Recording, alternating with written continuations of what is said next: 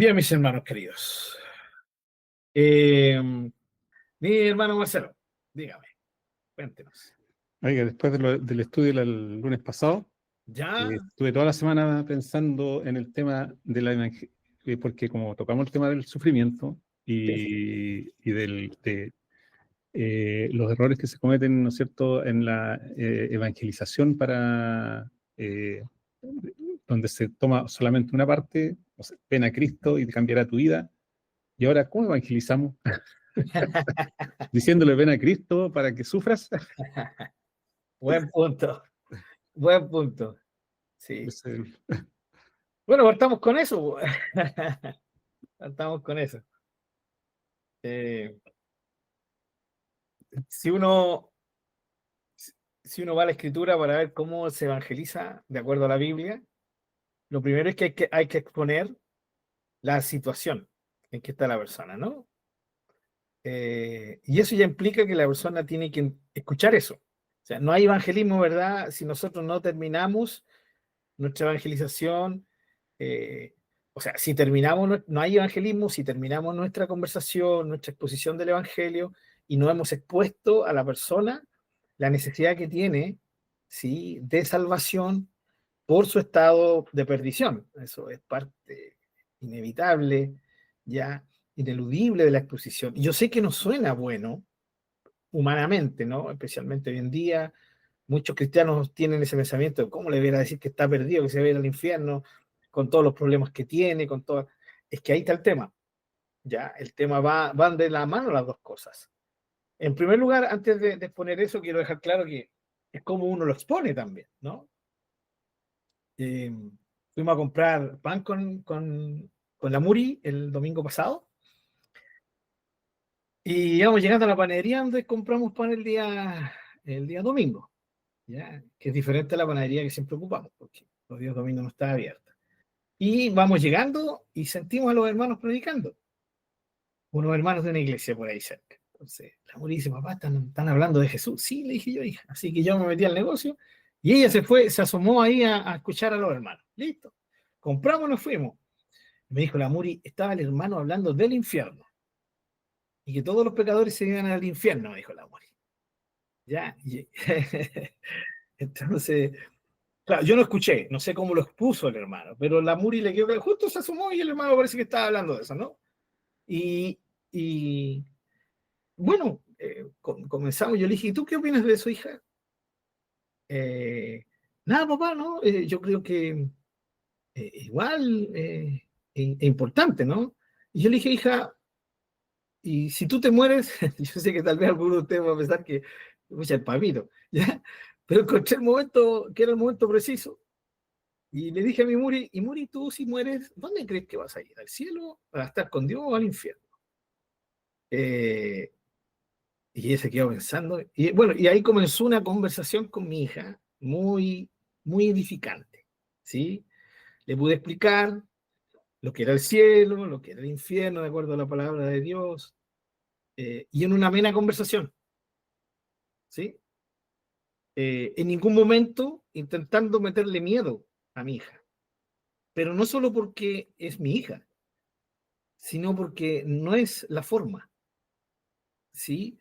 Porque cuando se usa el miedo, especialmente se usa el infierno como un medio para dar miedo, eso es estar usando un poco la coerción, ¿no? Eh, y creo que no es la forma. Es la palabra la que tiene que convencer. Es la palabra expuesta, predicada, la que produce la fe para que la gente crea.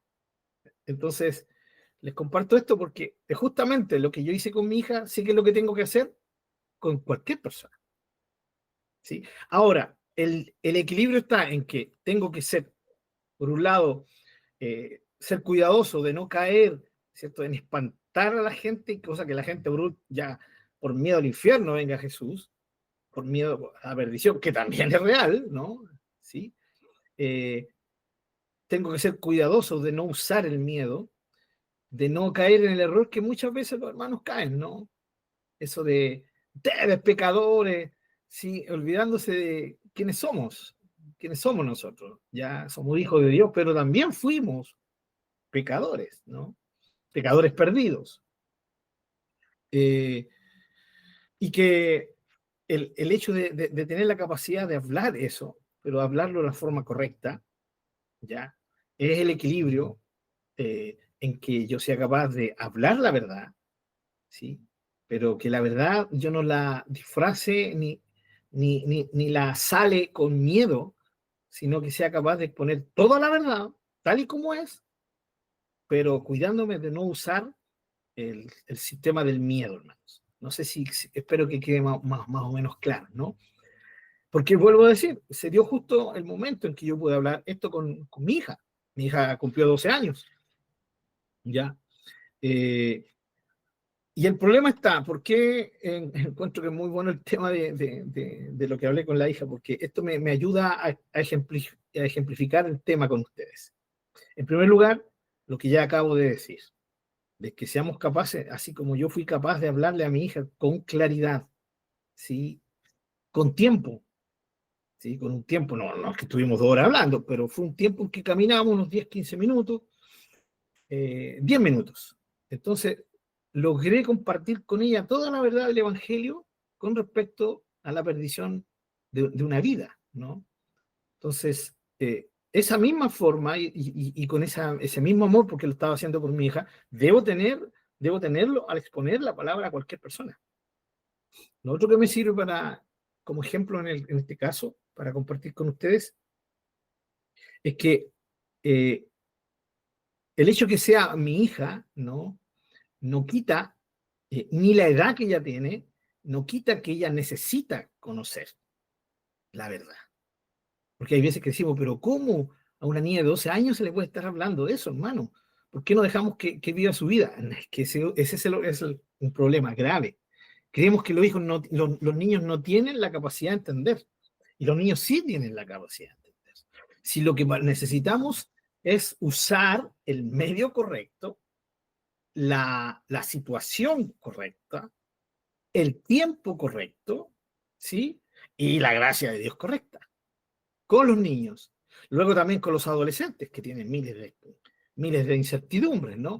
Lo mismo con un adulto, con un joven y hasta con un anciano, que el anciano tiene esa perspectiva de que no, ya viví mi vida y lo que hice lo hice y no me arrepiento nada, ¿no? Entonces, cada, cada nivel, ¿ya? De edad y de madurez requiere que el Señor nos dé la gracia para poder hablar con ellos. ¿Ya? Entonces, eh, esto también me ayuda a entender de lo que yo tengo que hacer con la gente.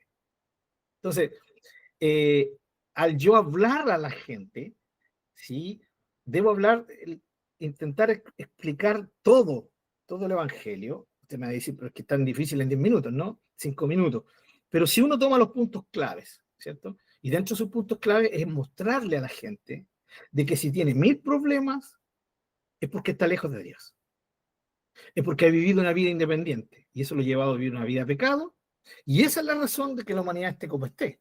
Esa es la razón de que esta persona, de que usted, uno le dice, de que tú estés en la situación que estás. ¿Ya? Y eso nos permite hablar la verdad. Entonces, ¿los llevamos a qué? Los llevamos al punto con el cual empezamos el tema, ¿cierto? De que no tenemos que predicarles, ¿cierto? Vengan a Jesucristo, van a tener 1000 problemas y van a sufrir, ¿ya? Sino que los vamos a llamar para que sean librados de aquello que sí es terrible y que va a ser un sufrimiento eterno, ¿ya? Y que vengan al Señor, porque al Señor Jesucristo les va a salvar, les va a dar una nueva vida, y ahí vienen las promesas. Voy a estar contigo, no vas a estar ausente del sufrimiento, pero yo voy a estar contigo, y eso marca una diferencia inefable, ¿sí? Entre que Jesús esté conmigo en mis sufrimientos humanos, que son normales, y que Jesús no esté conmigo en mis sufrimientos, que son normales. Vuelvo valga la redundancia. Entonces, va por ahí el tema. Antes de seguir, voy a darle la oportunidad a mi hermana, no sé, mi hermana Miriam o mi hermano Norma. Hola, pastor. No, Norman no está Bueno, ya, ya, estoy sin cámara porque no sé qué le pasa al computador del José que no abre la cámara ahora. no se preocupe, la escuchamos clarito. Pero les veo y los escucho bien. Pastor, con respecto a lo que usted está hablando, mire, nosotros, gracias al Señor, tenemos la oportunidad de salir a predicar los días sábados con nuestros hermanos de Ovalle. Gloria a Dios. Y más de algunos de los hermanos siempre plantea una pregunta cuando estamos predicando. Si la gente sabe dónde va a pasar su eternidad, o si sabe qué va a pasar con ellos cuando mueren. Y de acuerdo a esa pregunta, empiezan predicando al Señor la verdad de Dios, con la palabra del Señor, con versículos de la Biblia, dándole a entender a la gente que necesitan un Salvador, que necesitan perdón de pecados y necesitan arrepentirse. Exacto.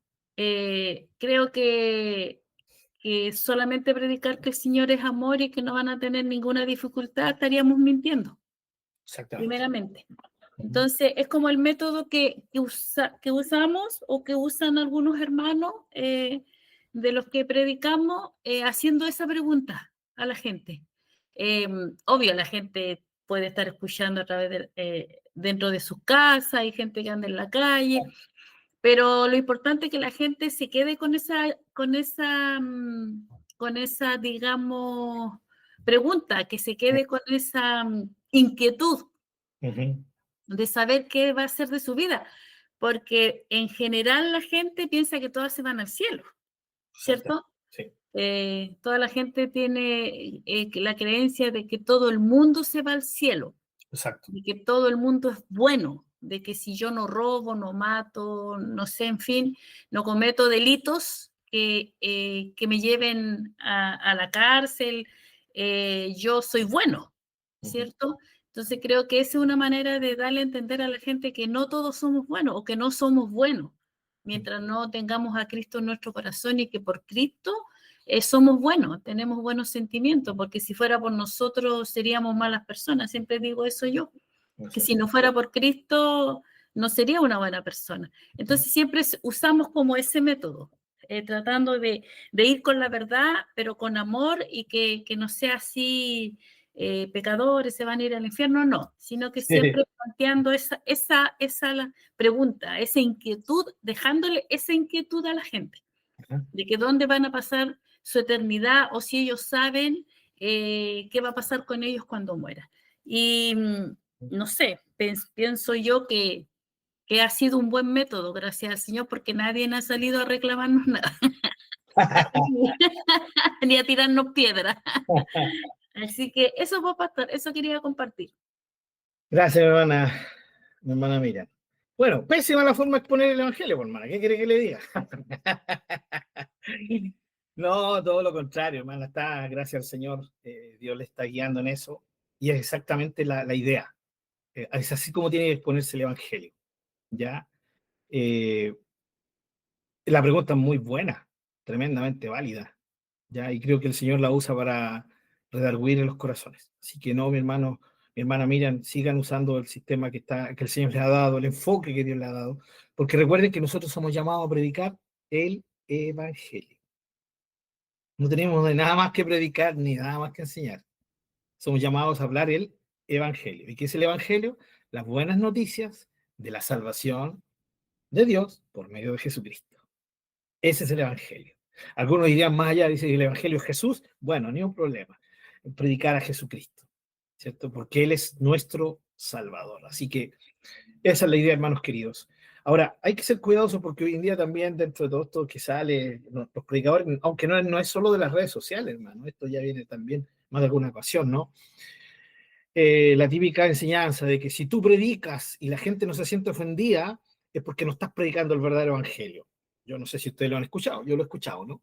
Especialmente a algunos evangelistas que les gusta así como mostrar que, porque al final es eso, ¿no? Enseñar eso es sencillamente mostrar que ellos están siendo punzantes, que ellos están teniendo el verdadero evangelio. Y no, la verdad es que el Señor Jesucristo se sentaba con la gente, les enseñaba tranquilamente el evangelio, ¿no? Los confrontó con la verdad. Sí, eso es verdad, pero no significa que siempre la gente quedaba mal o enojada con el Señor Jesucristo. Las primeras predicaciones de Pedro, ¿cierto? con todo lo fuerte y lo confrontacional que fue Pedro, la gente reaccionaba correctamente, ¿ya? Los religiosos reaccionaban mal. Entonces, no siempre, ¿ya? Tenemos que esperar que porque decimos la verdad, la gente va a reaccionar mal, ¿ya? O significa que no estamos predicando el verdadero evangelio. Eso es una pasada de rollo mucha gente, hermano. Así que esto en base justamente a lo que al final dijo mi hermana Miriam, ya hasta ahora nadie nos ha reclamado, nadie nos ha dicho nada. Saldría alguno de estos hermanitos y diría, claro, pues, hermano, si no han predicado el verdadero evangelio, porque siempre la palabra corroe el corazón, la palabra siempre es confrontacional. Sí es confrontacional, pero nosotros no entendemos muchas veces que confrontacional no significa golpeado, gritado, ¿sí? Y tampoco enfatizando lo que el evangelio no enfatiza, ¿ya?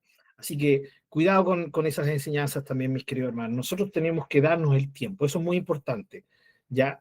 De exponer una palabra, sea 1 minuto, 2 minutos, 3 minutos, siempre hablar, ¿ya? De estas dos cosas, el estado de perdición en que está la persona y la gracia de Dios que ha provisto la solución para ese drama, ¿ya? Así que, ¿qué le predicamos a la gente que no tiene al Señor hoy en día? ¿Ya? Les tenemos que predicar el Evangelio. El Evangelio. El problema está cuando ofertamos, ¿sí? Así que tampoco tengo yo la necesidad de decirle, hermano, o sea, ven alma que escuchas, ven al Señor, el Señor te va a salvar, pero vaya a tener una cachadita de problemas y a sufrir tremendamente, porque según la Biblia, el sufrimiento es parte del trato de Dios, así que prepárate, pero no te preocupes, el Señor va a estar contigo. No, eso tampoco. Nosotros ya vamos a predicar eso. ¿Con quién hablamos esto? Con los que ya son creyentes, ¿no? ¿O no? Cada uno de ustedes es un creyente, porque yo estamos hablando del tema del sufrimiento.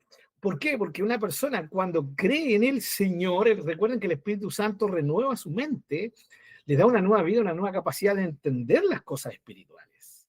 Mientras no nazca de nuevo, no va a entender ni justa nada. Si lo único que necesita uno, antes de nacer de nuevo, escuchar, es el Evangelio de las buenas noticias del Señor. Eso es lo que necesita escuchar la gente. Y como ya dijimos, eso incluye no enrostrarles, sino mostrarles el estado de perdición en que están y por qué vino entonces Jesucristo, y que lo hizo a favor de ellos, ¿no?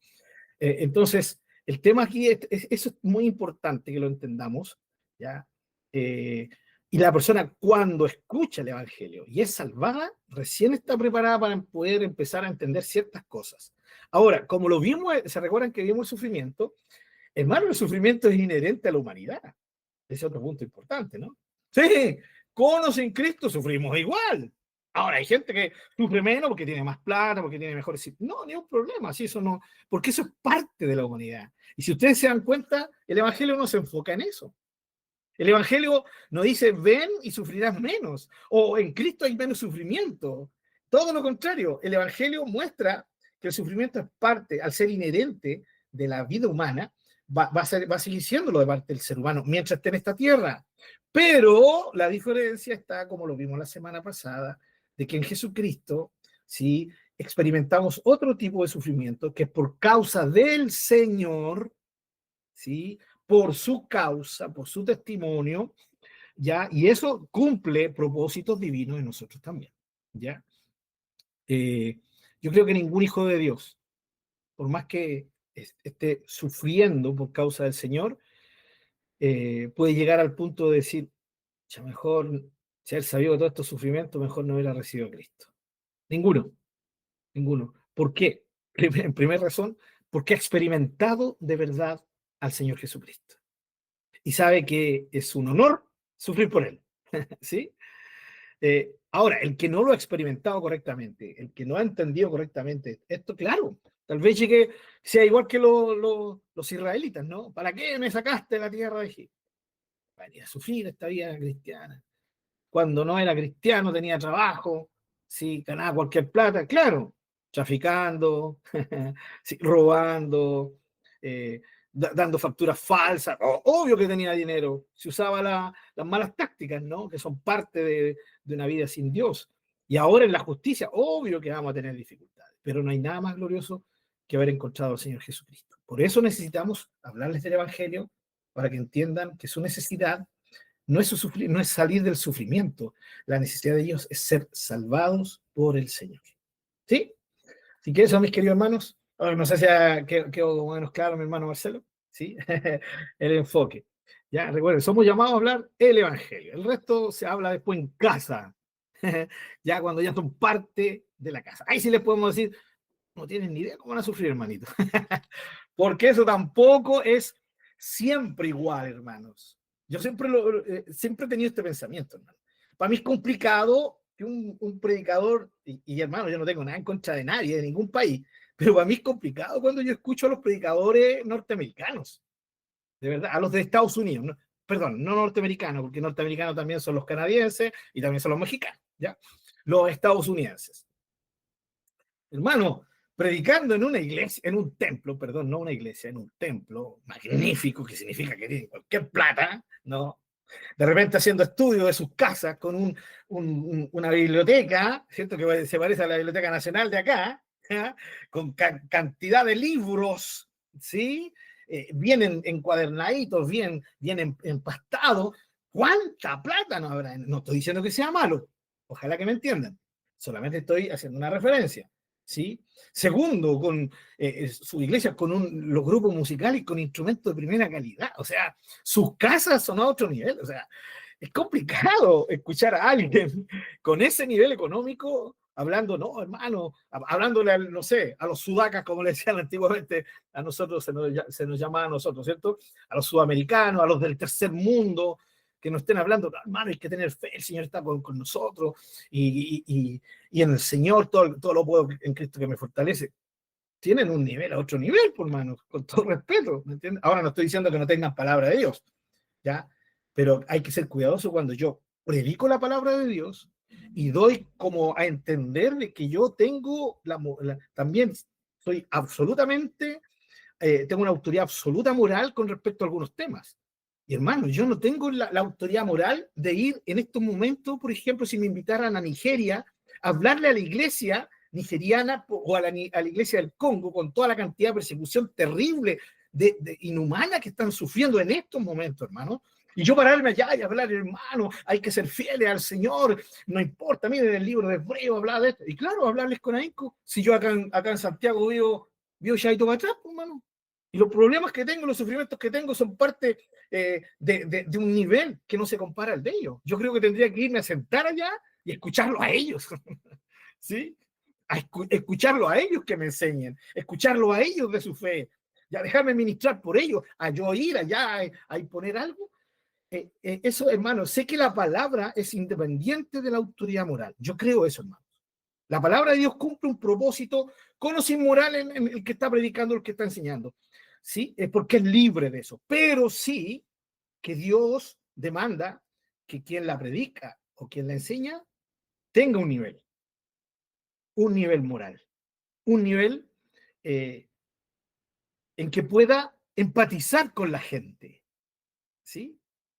Ya. De esto vamos a hablar hoy día. De aquí nos agarramos para lo que vamos a... Porque ya vamos a terminar el tema del sufrimiento, hermanos. Es importante eso. Es muy importante. Por eso, hermanos queridos, el problema está cuando no entendemos que hay diferentes tipos de nivel de sufrimiento también. ¿Ya?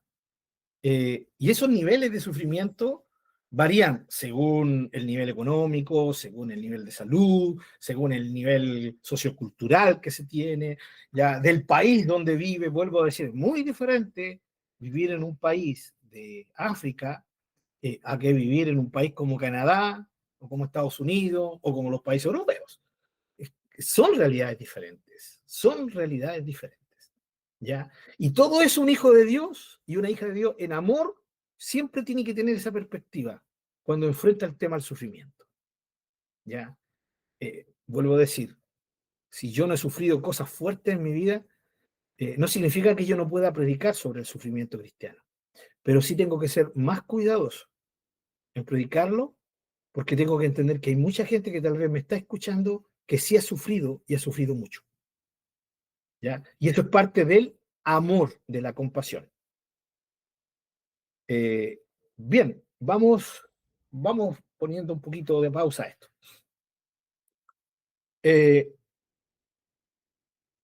La idea, hermanos queridos, del del sufrimiento en un cristiano, en una cristiana, siempre es un sufrimiento con propósito. Eso es lo maravilloso, hermanos. ¿Sí?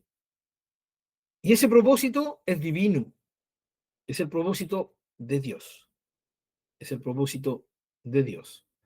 ¿Ya? Y vemos, hermanos queridos, que en la palabra del Señor, vamos a ir a la palabra, que nos encontramos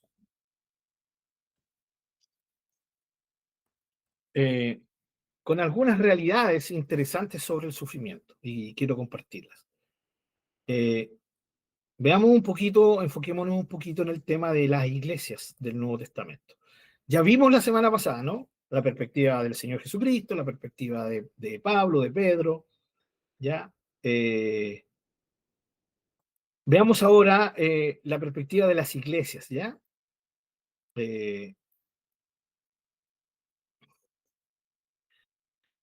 Lo primero que quiero que veamos es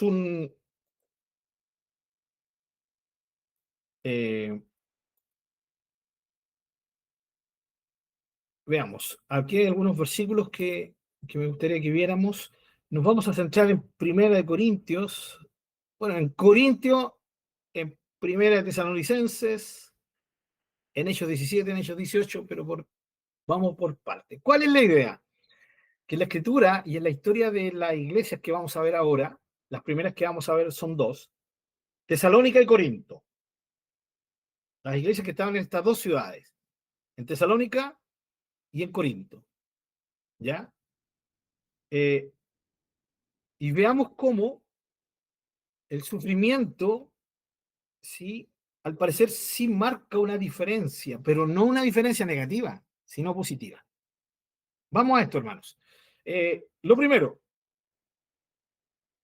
las cosas que son, ¿sí? Que ambas iglesias vivieron. Primero, ambas, tanto la iglesia de Corinto como la iglesia de Tesalónica, recibieron el mensaje del Evangelio, ¿sí? Acompañado por prodigios, milagros, o sea, una manifestación tremenda del poder de Dios. Y con un mensaje poderoso. ¿Ya? Las dos iglesias. O sea, no fue un mensajito así, rapidito, ¿ya? No, fue un mensaje poderoso de parte de Dios y acompañado de tremendas señales. Vamos a 1 Corintios 2:4. 1 Corintios 2:4. Veamos cómo Pablo da testimonio de que la iglesia de Corinto fue fundada en medio de una manifestación del poder de Dios. 1 Corintios 2:4. Mientras buscan, hermanos, bueno, una alegría tener, hermana, tener a mi hermano Dani, mi hermano Daniel Ulloa, y poder también tener a nuestra hermana Laurita. Muy bienvenidos. Seguimos entonces. Tenemos ahí 1 Corintios, espero que sí. 1 Corintios, capítulo 2, versículo 4. Así dice, y ni mi palabra, ni mi predicación fue con palabras persuasivas de humana sabiduría, sino con demostración del Espíritu y de poder. ¿Se dan cuenta? Demostración del Espíritu y de poder. Esa palabra poder se refiere a eso, a manifestación de señales, milagros, obras gloriosas del poder de Dios. ¿Qué podía incluir esto? Sanidades, ¿cierto? Liberación de endemoniados, ya milagros gloriosos, ya. O sea, el poder de Dios estuvo a través del apóstol Pablo manifestado en Corinto. ¿Sí? Está clarito, ¿no? Espero que sí. Primera de Tesalonicenses. No pierdan Primera de Corintios porque vamos a seguir viéndolo ahí, pero vamos a Primera de Tesalonicenses. Veamos ahora el caso de la iglesia de Tesalónica. Primera de Tesalonicenses, capítulo 1, versículo 5.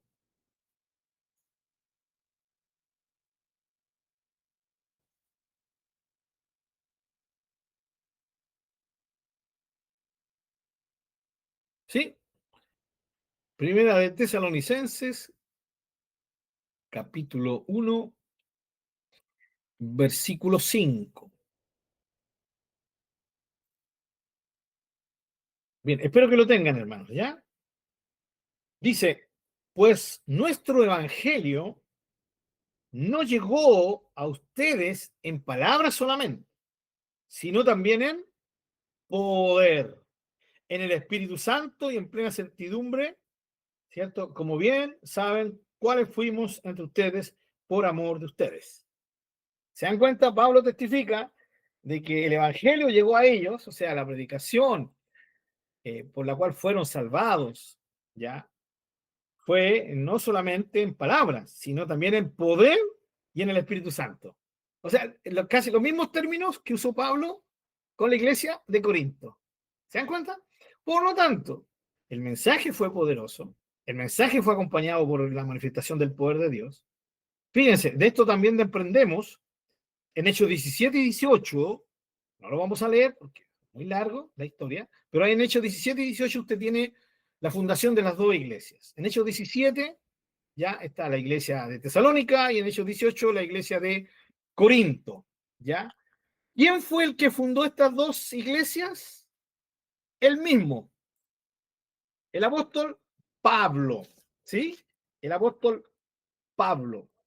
Fue entonces el mismo apóstol el que fundó las iglesias, ¿ya?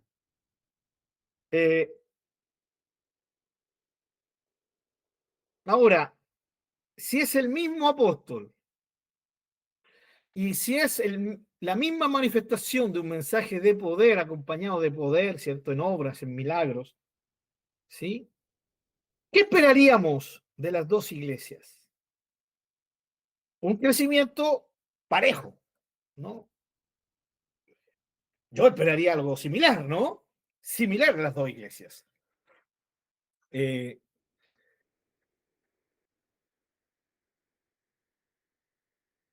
Ahora,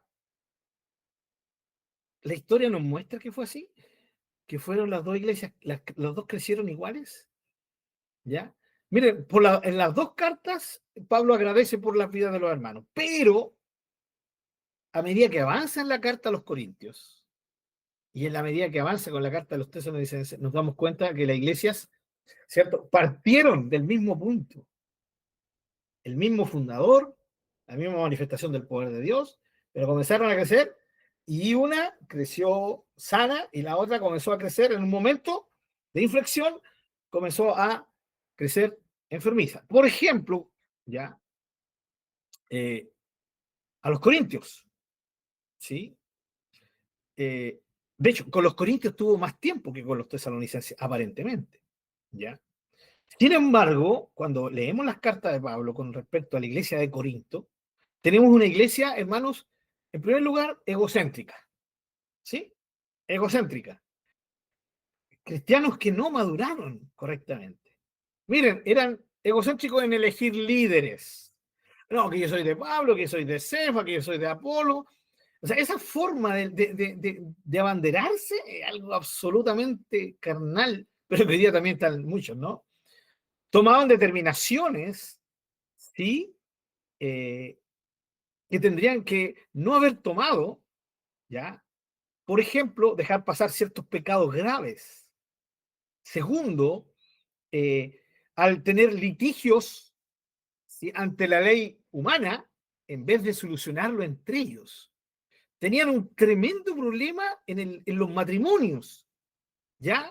Tenían graves acciones en la celebración de la Cena del Señor. Tenían grave manifestación, ¿cierto?, al usar los dones espirituales que Dios les había dado. Tenían graves problemas doctrinales y tenían graves problemas en el trato con sus líderes, especialmente con el apóstol Pablo. Una iglesia que terminó siendo una iglesia muy ingrata con el hermano Pablo, ya, con el apóstol Pablo. O sea, una iglesia que complicó al apóstol Pablo, hermanos, ya. Y uno esperaría que la segunda carta que les manda sería una carta así como diciendo, fui duro en la primera, pero ahora no, debo agradecer al Señor. Sí, hace algo así Pablo, pero igual termina hablándoles duro a los hermanos corintios. ¿Cuál es el caso de los tesalonicenses? Totalmente diferente. Una iglesia perseverante, creciente en la fe. Uno lee el primer capítulo de Primera de Tesalonicenses y habla de la fe, del amor, de la esperanza que crecía en ellos, abundante en el trabajo, ¿ya? Y los tesalonicenses eran parte de las iglesias de Macedonia, que es de las iglesias que Pablo habla muy bien a los corintios. En su segunda carta, en el capítulo 8, el apóstol Pablo les saca el ejemplo de las iglesias macedónicas o macedonias a los corintios. ¿Sí? A los corintios. Y dice que los hermanos de Macedonia tenían un tremendo corazón generoso, que aún de su pobreza dieron en abundancia, ¿no? Segunda Corintios capítulo 8. Tremendamente generosos los hermanos de Macedonia, y Tesalónica estaba dentro de esas iglesias. Por lo tanto, esas características que Pablo habla de Macedonia son parte de los hermanos de Tesalónica. Fue una iglesia que motivó al apóstol. La pregunta, ¿por qué tan diferentes? ¿Sí? Bueno, aquí podríamos sencillamente decir que esto, y esto es real, hermanos, muestra que no todos, ¿cierto? No todo aquí es parejo. ¿Por qué? Porque somos seres humanos y todos somos distintos unos de otros. Pero saben que hay un punto interesante. Hay un punto interesante. Yo no puedo decir, porque esto no lo dice la Biblia literalmente, que esta es la razón de la diferencia. Pero sí, creo que el Espíritu Santo lo dejó tan claro como que para que pudiéramos sí pensar un poquito en esto. ¿Ya? Nosotros leemos Hechos capítulo 18 y hubieron algunos problemas mientras Pablo estuvo trabajando ahí. Pero fueron menores, ¿ya? ¿Saben por qué? Porque el Señor alentó al apóstol Pablo diciéndole, no te preocupes por las cosas que están ocurriendo, porque yo tengo mucho pueblo aquí, ya le dijo ahí a los corintios. Y él pudo establecerse. Estuvo Pablo sin ningún problema, hermanos, en Corinto 1 año y medio. 1 año y medio. Y no se habla de ningún tipo de mayor dificultades, de persecuciones, no. Él se dedicó sin ningún problema a enseñar, a predicar. En las cartas que Pablo le envía a los corintios no hay ninguna alusión a posibles tribulaciones, a que los hermanos corintios sufrieran persecuciones, ¿ya? Ahora, sí, Pablo, ¿ya? Pero en general, entonces, cuando vemos lo que la Escritura nos da, ¿sí?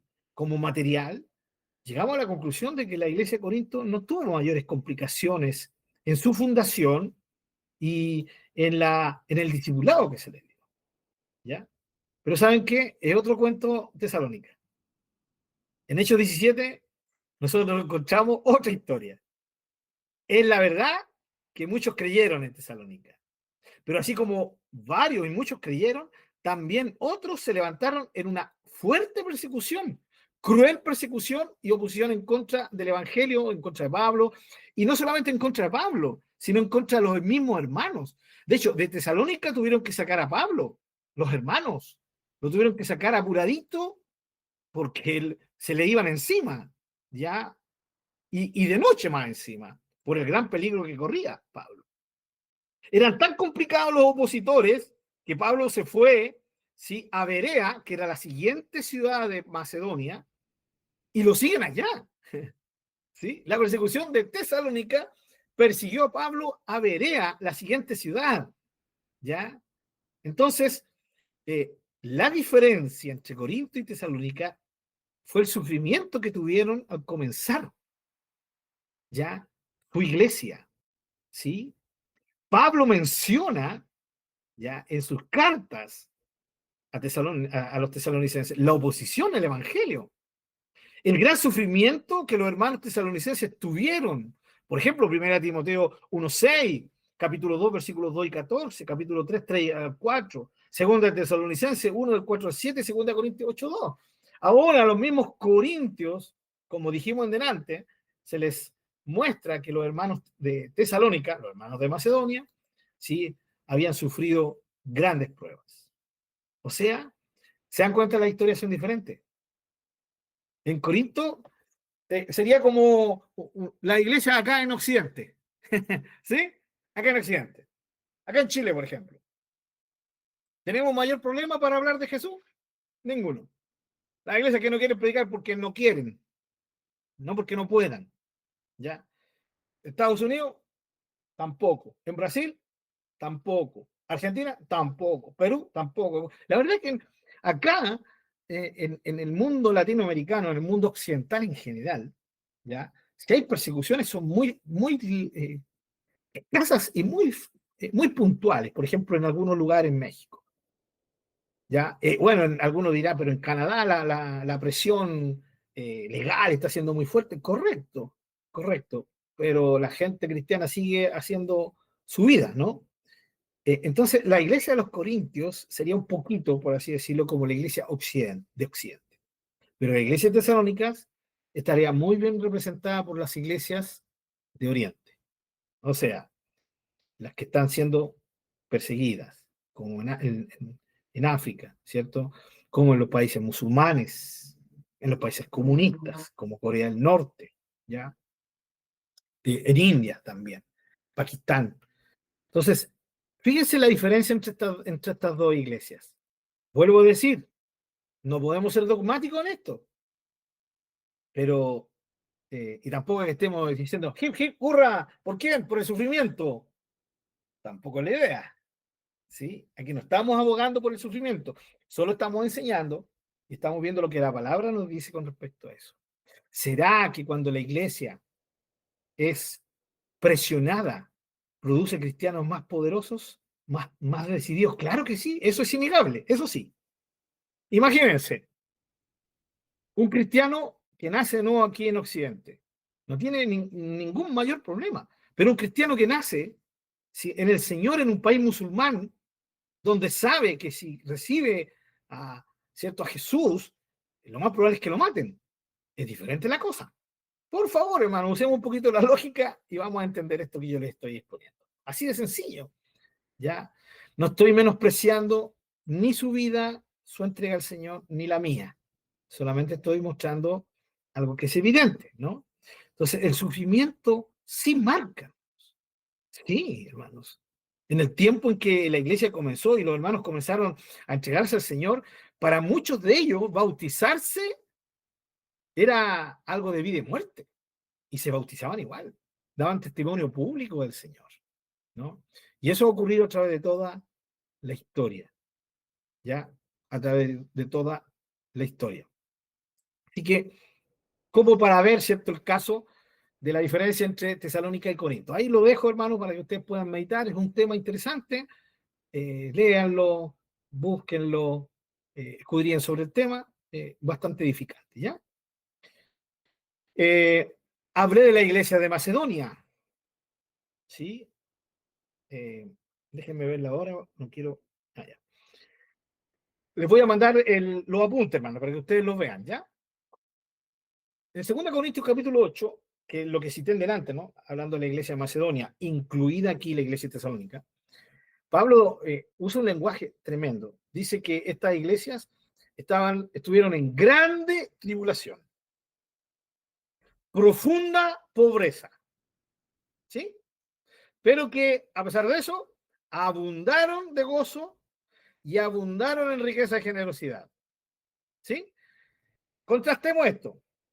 Grande tribulación, pero abundancia de gozo. Profunda pobreza, pero ricos en generosidad. ¿Ya? Pablo dice que se dieron a sí mismos. La iglesia de Macedonia sufrieron. Filipos, Berea, Tesalónica, eran las 3 ciudades importantes de ahí. Fueron golpeadas por la persecución, por el sufrimiento, hermanos. ¿Ya? Pero, hermanos, el tema es que ellos entendían lo siguiente. Sufrían por su Señor. Sufrían por su Señor. Miren cuán precioso era Jesús para ellos, cuán preciado era el Señor para ellos. Ya, ellos llevaban poquito tiempo de conocer al Señor, ¿no? Miren, les cuento, yo creo que les conté el caso de un joven llevaba poquito tiempo de conocer al Señor acá, poquito tiempo, y le robaron su camioneta. ¿Ya? Entonces todos estábamos muy preocupados, porque lo primero que obviamente uno se imagina, va a decir, bueno, el hermano va a decir, ¿y para eso? ¿Dónde está el Señor? ¿Dónde está el cuidado? ¿No? Gracias a Dios recuperó su vehículo, ¿ya? Pero obviamente no en las condiciones que estaba, ¿ya? Pero gracias a Dios lo recuperó. Pero el tema es ese, ¿no? El tema es que, hermanos, ¿qué pasaría si nosotros supiéramos que un hermano recibió al Señor o una hermana recibió al Señor? Y al mes de que reciba al Señor y está con todo su deseo de buscar al Señor, pasa un mes y lo despidan del trabajo. ¡Wow! Complicado, ¿no? Las pruebas. Wow. Y uno, claro, uno le va a decir, hermano, tu fe está siendo probada, pero, wow, ¿cuál es el pensamiento de la persona? Ahora, vamos a la realidad de estos hermanos de ese tiempo. Hermanos, ellos recibían al Señor y al otro día muchos empezaban inmediatamente la persecución. Persecución física, literal, directa, explícita. ¿Se recuerdan lo que pasó en la iglesia de Jerusalén?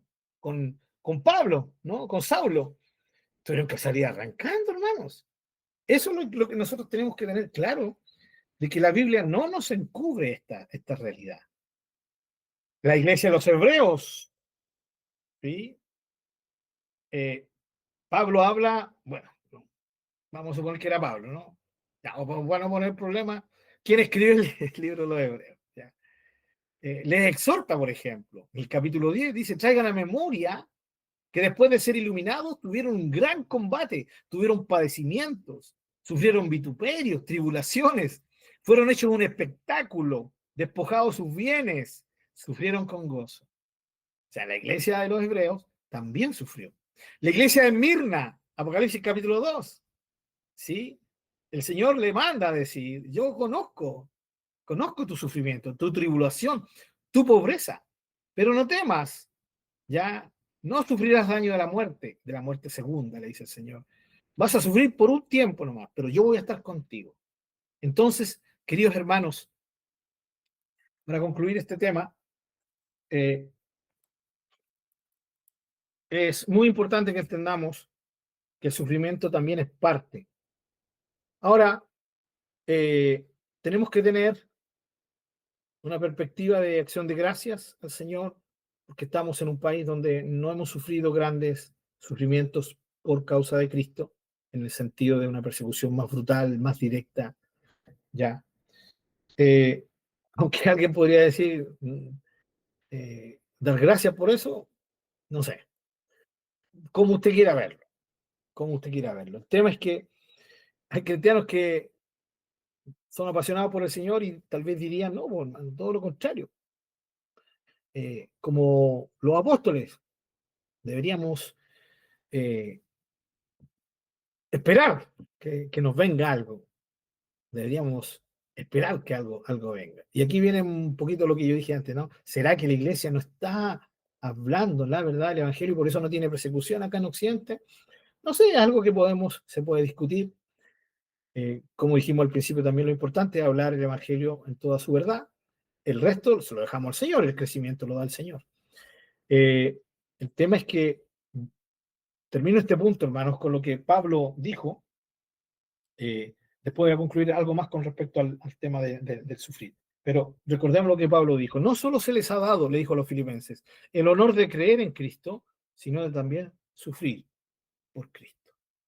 ¿Cuál es la diferencia, hermano, entre una iglesia, ¿cierto?, que existe y donde nacen nuevos cristianos, nuevas cristianas, en un contexto de mucho sufrimiento, de persecución, de este sufrir por Cristo, es que la decisión de ellos es radical, hermanos. Es así rotunda. ¿Ya? No tienen la menor duda, están tan convencidos que necesitan al Señor, que se entregan a Él sabiendo que van a venir problemas. En cambio, cuando alguien recibe al Señor en un lugar donde no hay esta presión, ¿sí?, tal vez lo esté haciendo, ¿sí? ¿Por qué? Porque quiere estar mejor, porque quiere encontrar trabajo, porque quiere que se le solucionen los problemas, ¿entienden? Pero una persona que está naciendo en el Señor allá, donde la persecución es fuerte, hermanos, ellos tienen muy claro que es o me entrego con todo al Señor o no me entrego mejor. Entonces, la idea es entender de que esa radicalidad tiene que estar tanto en una iglesia como Tesalónica o una iglesia como la de los Corintios, que no tuvo mayores problemas al comenzar. Bien, concluyendo, hermanos, esto, quiero invitarlos, por favor, que vayamos a Hebreos capítulo 2, ya.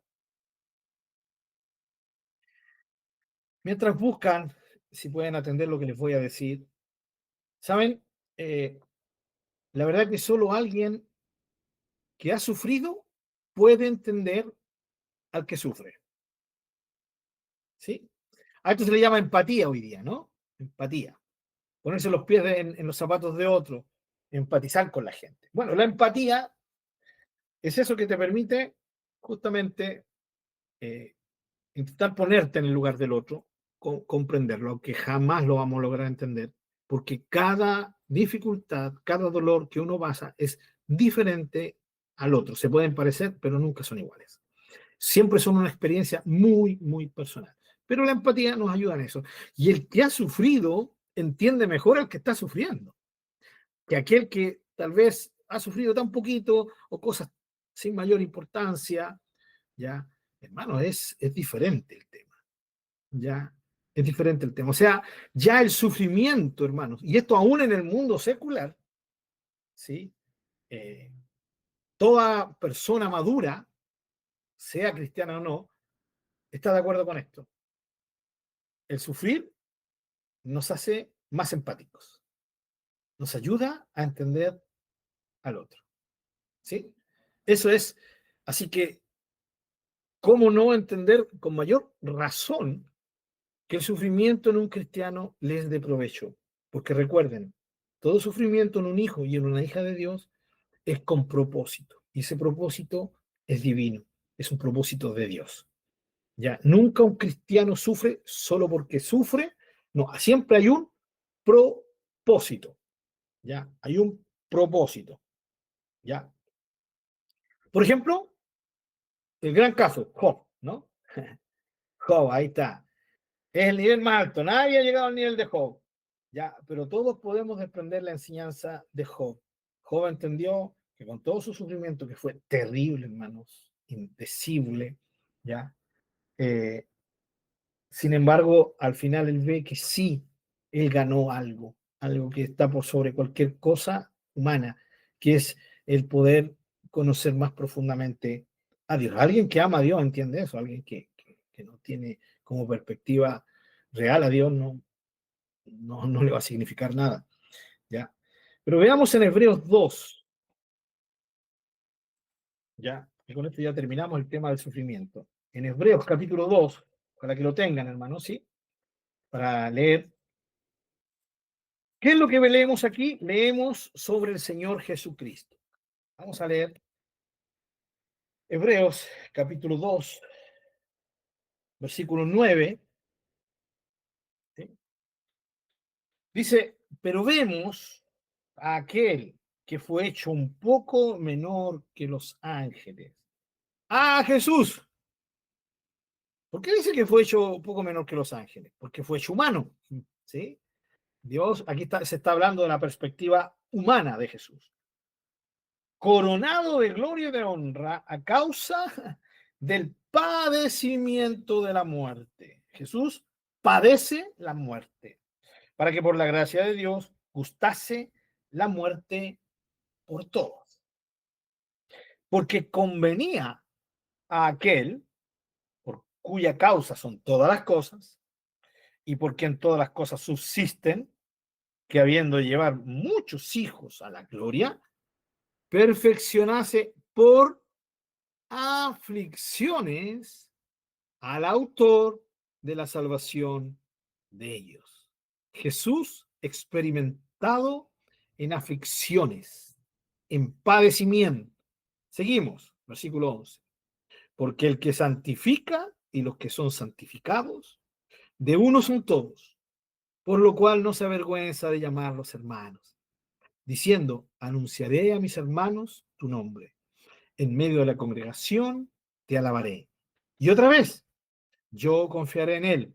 Y de nuevo, he aquí yo y los hijos que Dios me dio. ¿Sí? Citas del Antiguo Testamento. Versículo 14.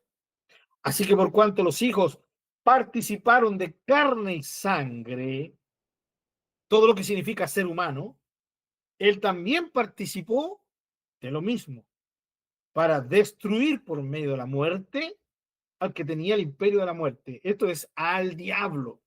Sufrimiento con propósito, ¿no?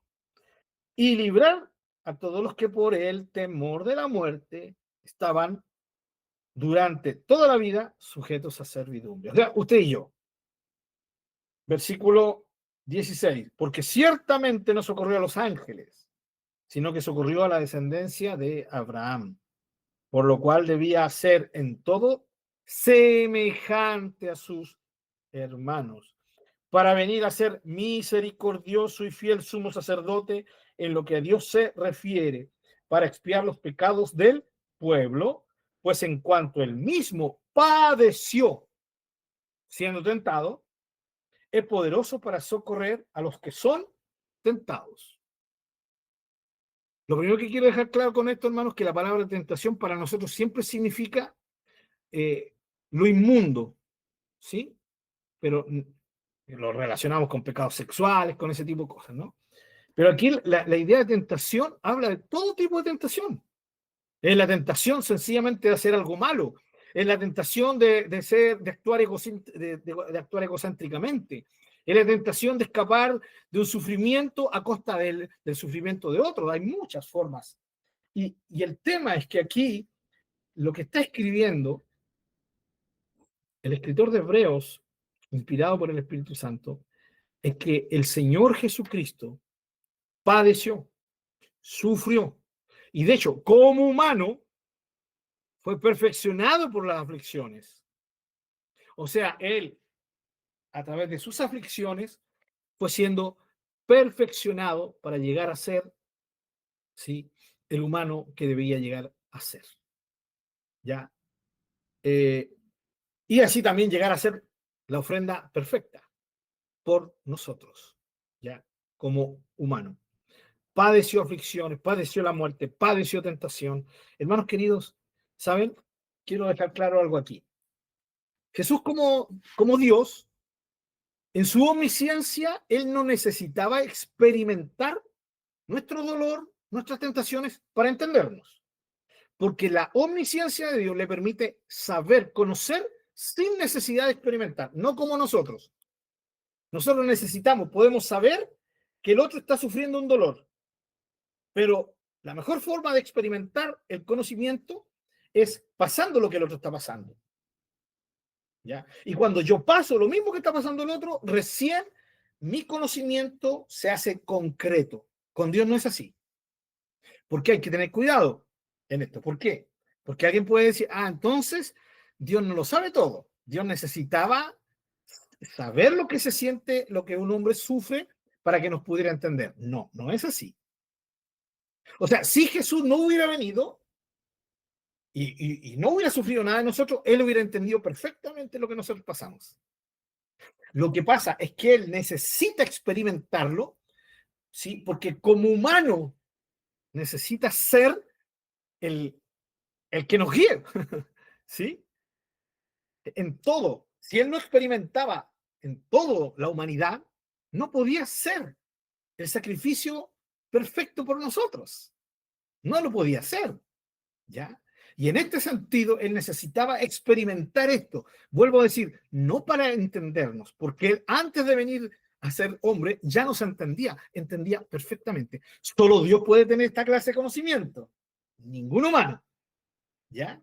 Por lo tanto, si hablamos de empatía de Dios, Dios no es empático porque aprendió a través de Jesús a ser empático con nosotros. No, no, no. La misericordia de Dios que siempre ha estado en él, porque él es un ser por esencia misericordioso y compasivo, siempre esa misericordia le llevó a estar entendiendo nuestras situaciones, porque él es Dios. ¿Entendemos la idea? Ojalá que lo entiendan, hermanos queridos. No necesitaba experimentarlo para entenderlo, para entendernos. Ya nos entendía, pero vino a experimentar todo lo que nosotros experimentamos para que así también nosotros pudiéramos ver, ¿sí? Que Él es un tema más por nuestro lado que por el de Él. Aparte que era la forma en que Él tenía que llegar a convertirse en el sacrificio perfecto. Mi hermano Marcelo. No, como lo comentaba Sandra, tiene mucha razón de decir que más que nada por el corazón malo y perverso que tenemos nosotros. Porque, claro, habríamos dicho, pero tú como Dios no sufriste lo que nosotros sufrimos, ¿no? Y en cambio, siempre estaríamos así sacando en cara prácticamente eso. En cambio, ahora ¿no? Él fue experimentado en quebranto y sufrimiento, entonces ya no podemos excusarnos en eso. Justamente.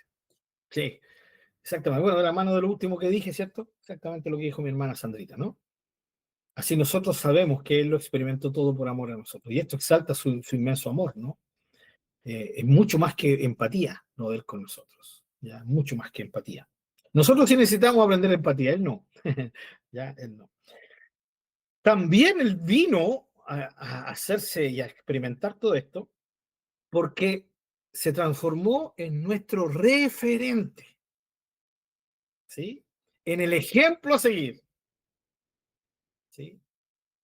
Jesús fue muy claro. Si esto lo hicieron con el árbol, con el árbol verde, ¿no? Imagínense con el árbol seco, ¿no? ¿Ya? Jesús díjole cuando Jacobo y Juan, ¿cierto? Queremos estar sentados a tu lado, ¿cierto? Y el Señor le dijo, la copa que yo voy a beber, ustedes no la van a beber, ¿cierto? Y ellos dijeron, sí, bueno, démosle nomás. Y dijeron, bueno, sí, el Señor dijo, ok, van a sufrir, van a beber de la copa, no de la misma copa de Jesús, pero se refería al sufrimiento que se iba a padecer, ¿no? Muy importante esto, hermanos queridos, de entender de que el Señor vino a ser un referente en todo y también es un referente en el tema del sufrir, ¿ya? Y hay que sufrir el Señor, ¿no? Es nuestro referente. Y la tercera razón por la cual, o sea, más bien la segunda, porque la primera postulación que hice fue que no significa, ¿cierto? El hecho de experimentar el dolor, no significa para poder empatizar con nosotros, porque eso ya lo sabía, ¿no? Eh, lo segundo es para redimir, este es el contexto, ¿no? Eh, por ejemplo, el versículo 14 dice, así que por cuanto los hijos participaron de carne y sangre, él también participó de lo mismo para destruir por medio de la muerte al que tenía el imperio de la muerte, esto al diablo, ¿no? Versículo 16, porque ciertamente no socorrió a los ángeles, sino que socorrió a la descendencia de Abraham. Y el 17, por lo cual debía ser en todo semejante a sus hermanos para venir a ser misericordioso y fiel sumo sacerdote en lo que a Dios se refiere, para expiar los pecados del pueblo. O sea, vino a experimentar todo esto para poder ganar nuestra redención. O sea, comprar, que redimir significa comprar, comprarnos. Esa es la razón de que él sufriera. ¿Ya?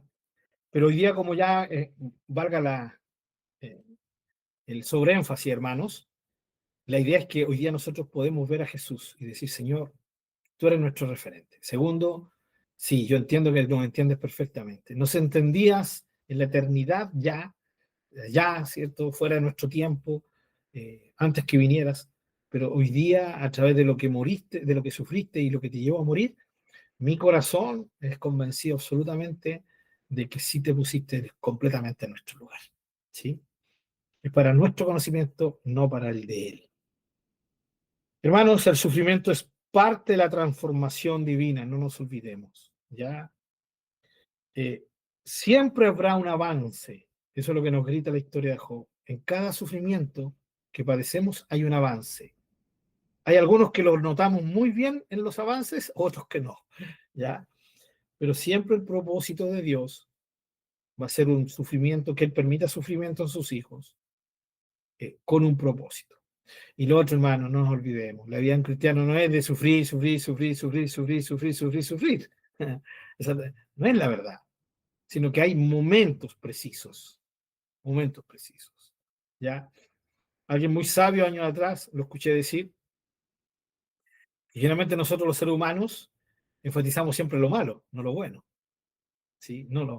Entonces, no estamos muy conscientes de cuánto tiempo pasamos sin dificultades en comparación al poco tiempo que pasamos con dificultades. Sería bueno revisar un poquito nuestras vidas con respecto a eso. Bien, hermanos, no sé si hay alguna pregunta con respecto al sufrimiento o algo que acotar, porque pasamos al siguiente tema, que va de la mano del sufrimiento. ¿Sí? No, ¿cómo, hermano Pablo? Vamos a ir con sufrir. ¿Dónde están las bendiciones? Por eso me quiero ir a la iglesia de la prosperidad, porque allá sí que me hablan bonito. Bien, si no hay mayor acotaciones, el siguiente concepto que va de la mano con el sufrimiento, hermanos, que tenemos que permitirle al Señor que transforme nuestra mente con respecto a eso, es la muerte. Mi hermana Miriam, por favor. Sí, pastor,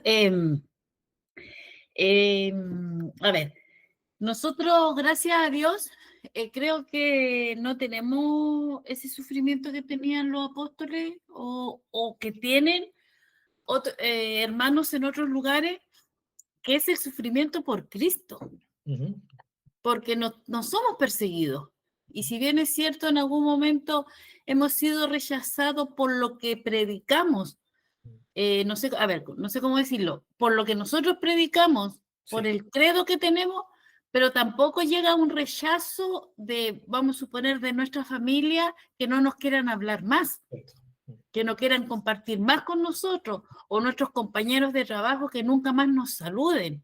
Exacto. Creo que el sufrimiento que nosotros tenemos es como algo personal de nosotros, en el sentido de que por enfermedades, por la pérdida de un ser querido, por la falta de trabajo, en fin, a lo mejor de repente por problemas emocionales, pero no hemos experimentado el sufrimiento por Cristo.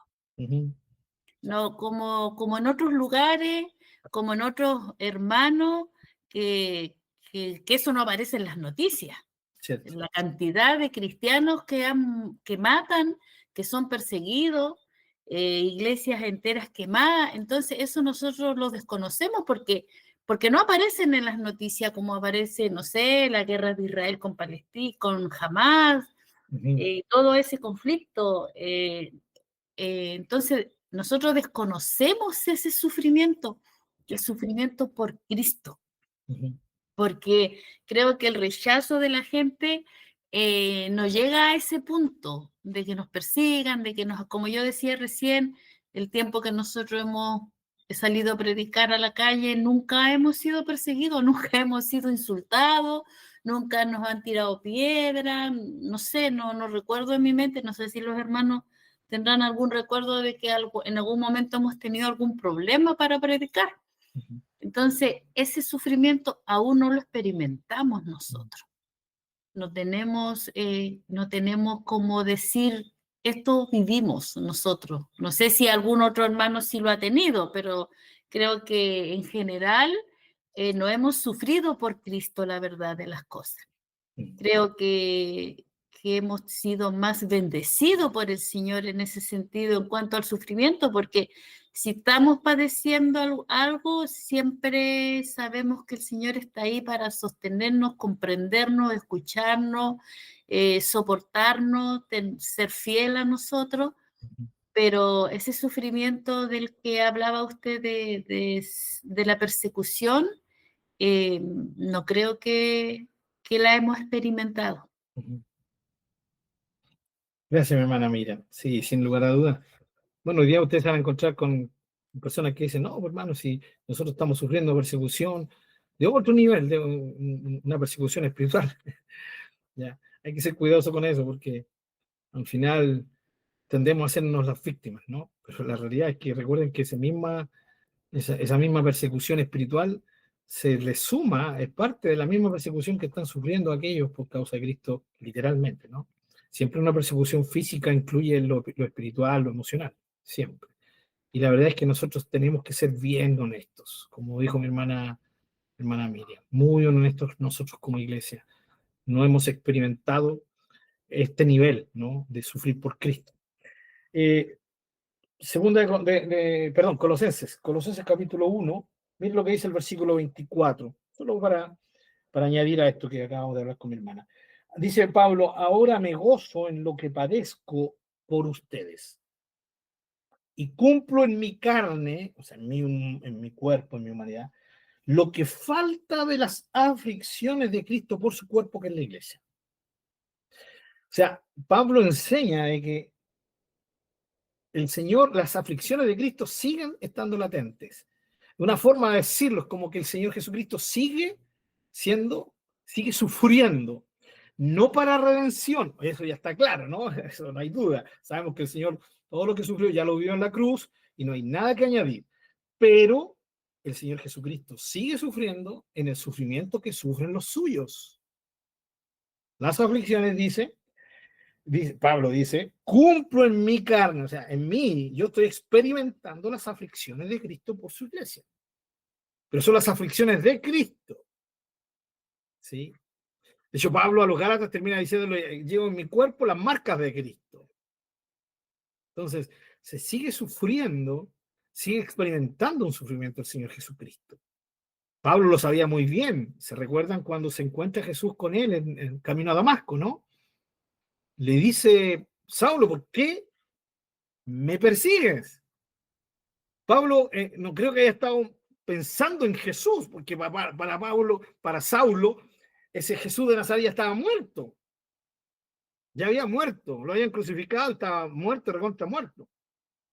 Él perseguía a los cristianos. Sin embargo, Jesús le dice, a mí me persigues. ¿Por qué me persigues? ¿Quién eres, Señor? Yo soy Jesús a quien tú persigues. O sea, Jesús identificándose con los suyos. Persigues a los míos, me persigues a mí. Haces sufrir a los míos, sufro yo. Las aflicciones de Cristo. Y son esas aflicciones de Cristo las que tal vez nosotros no hemos padecido en el nivel de que otros, de una forma tan fuerte, la están padeciendo. Hermanos queridos, por eso todo hijo de Dios debería tener en mente la iglesia sufriente, ¿no? La iglesia perseguida. Orar por ellos.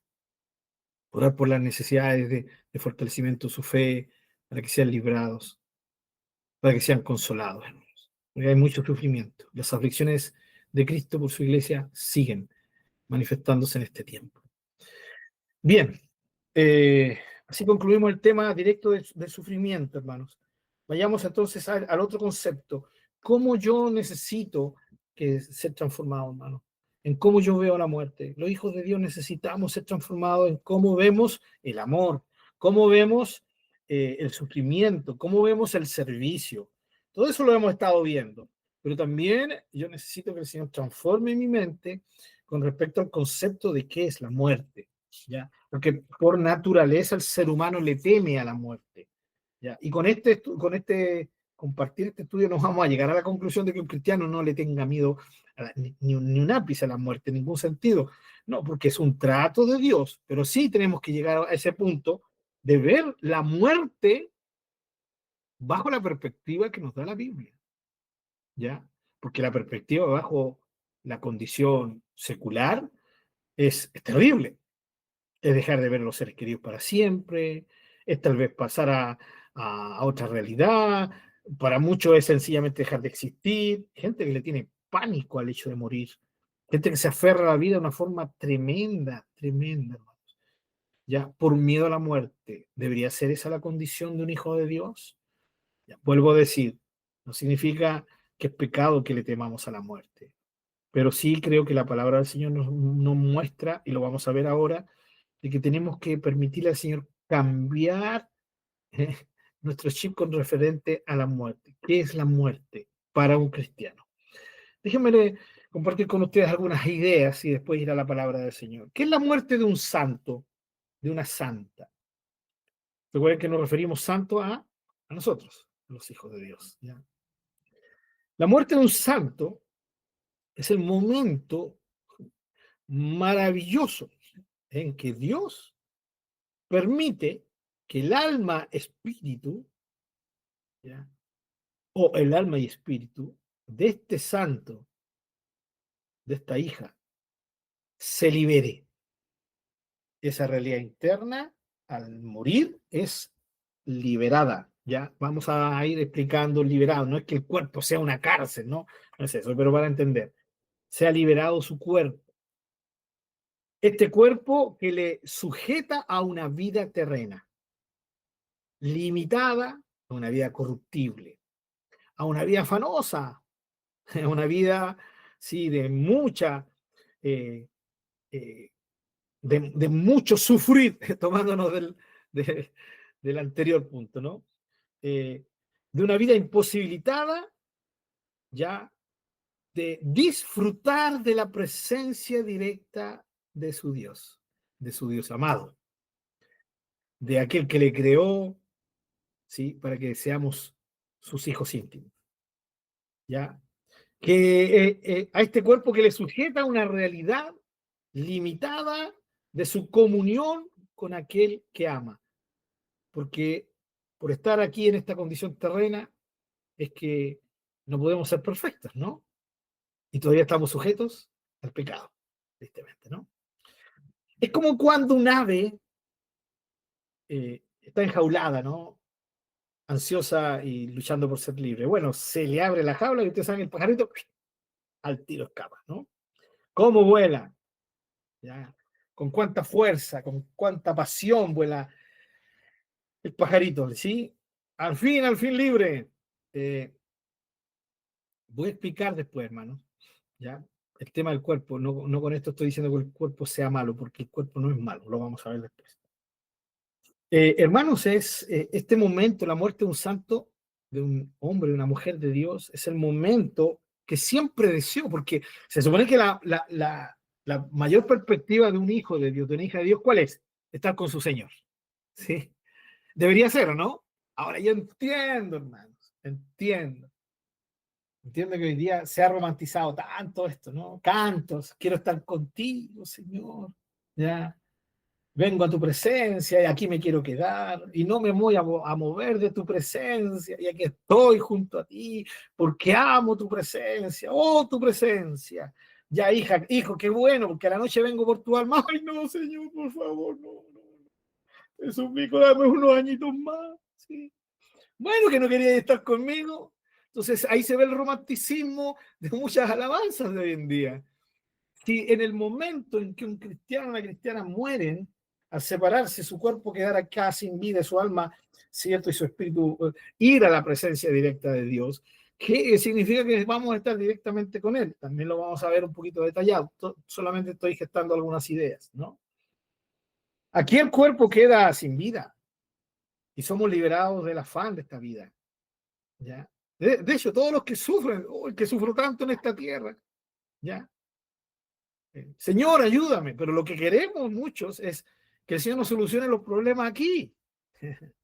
Y no entendemos que muchas veces la solución de los problemas aquí está en que estemos con Él, ¿ya?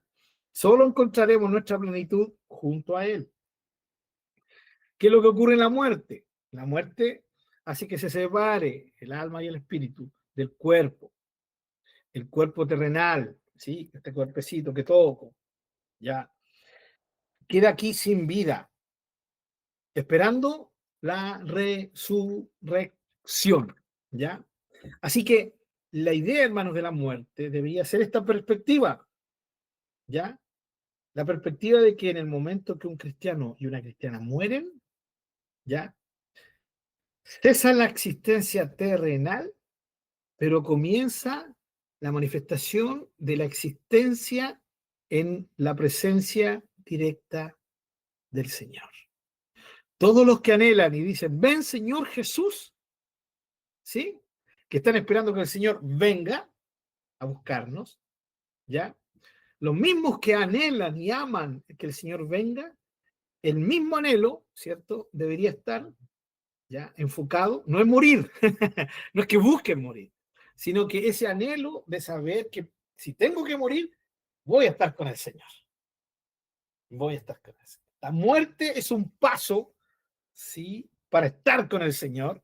Y el otro paso es que el Señor venga por nosotros. También vamos a examinar algunos versículos sobre esto.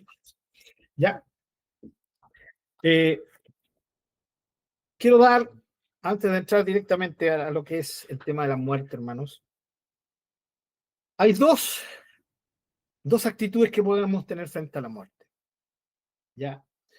Que es el primer caso, el humano, el secular. Pero ¿saben qué? Dentro del mundo secular hay gente que está convencida de que si se muere se van a terminar todos sus problemas y que quieren puro morirse. Hay gente que está convencida de que le ha ido tan mal en esta tierra y quiere puro morirse porque sabe que cuando se muera se va a reencarnar en otra vida y como trató de hacer lo mejor posible, va a tener una mejor vida. ¿Sí?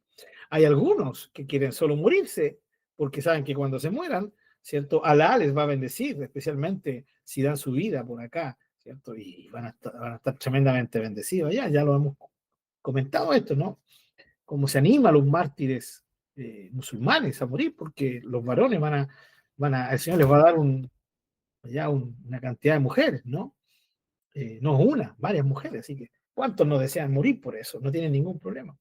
Entonces, puede ser por depresión, ya prefieren morirse, por ejemplo, la gente que tristemente se suicida, en fin, la muerte, ¿no? Pero saben que hay un caso interesante de un rey que fue buen rey. No sé si se acuerdan del rey Ezequías, ¿ya? El rey Ezequías. El caso del rey Ezequías. El Señor manda a Isaías.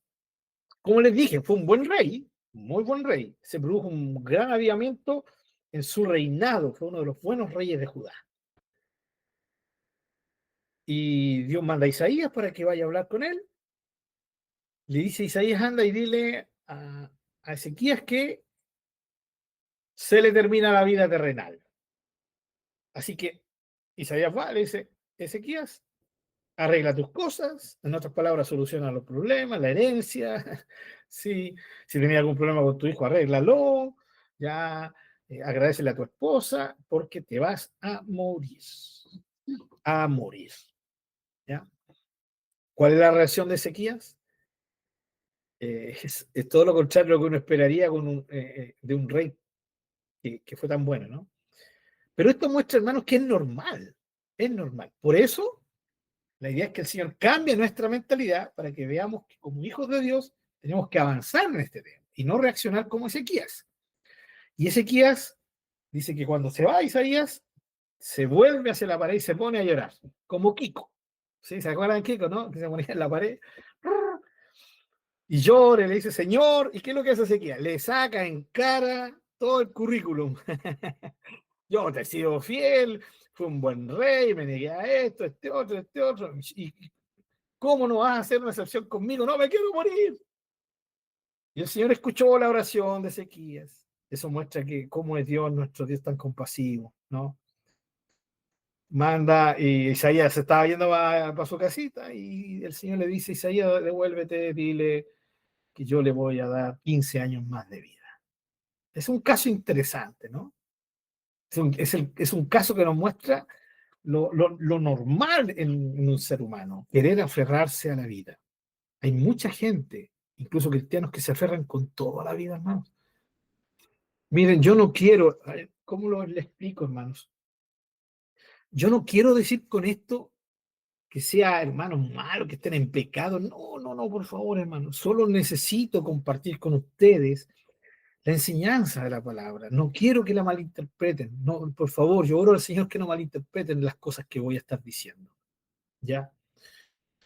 La idea es que un cristiano, que una cristiana, que un hijo de Dios, una hija de Dios, entienda lo que es la muerte, para que así no siga aferrado a esta vida en el caso que Dios le pida partir, como el caso de Ezequías. Vuelvo a decir, porque la muerte para un cristiano significa que vamos a estar con Dios directamente, en su presencia misma, en el tercer cielo.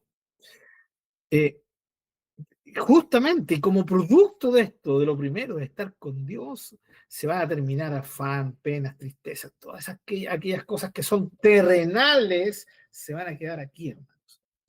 Pero el punto, hermano, es que mucha gente, cristianos, ya, al no entender el concepto correcto de la muerte, cuando llega un momento en que padecemos enfermedad, lo primero es pedir que Dios nos sane. Y vuelvo a decir, hermano, esto no está mal. No está mal, por favor. Esto va a quedar grabado, así que por eso quiero ser tan enfático. No está mal, hermano. El hermano Pablo nos está enseñando que me enfermo, listo. No oren por mí porque me quiero puro morir, no. Ya, me quiero ir con el Señor. No, no es eso. Pero sí tiene que estar en nosotros la mentalidad de decir, Señor, sáname. Y podemos pedir al Señor que nos sane.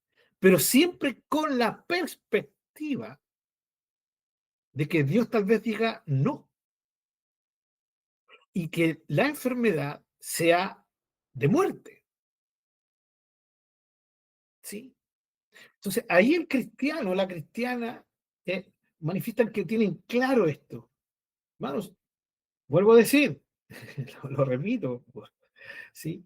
No está mal. De hecho, creo que tenemos que orar. Si yo sé que alguno de ustedes en algún momento está enfermo, una enfermedad grave, ¿ya?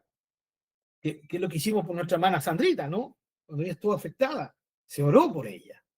Ahora, yo me recuerdo muy bien, la hermana no lloraba, no sé, ay, oren por mí porque no me quiero morir. No fue la actitud de la hermana Sandra, y gloria a Dios por eso, ¿no? Y estaba en las manos del Señor. Y esa es la idea.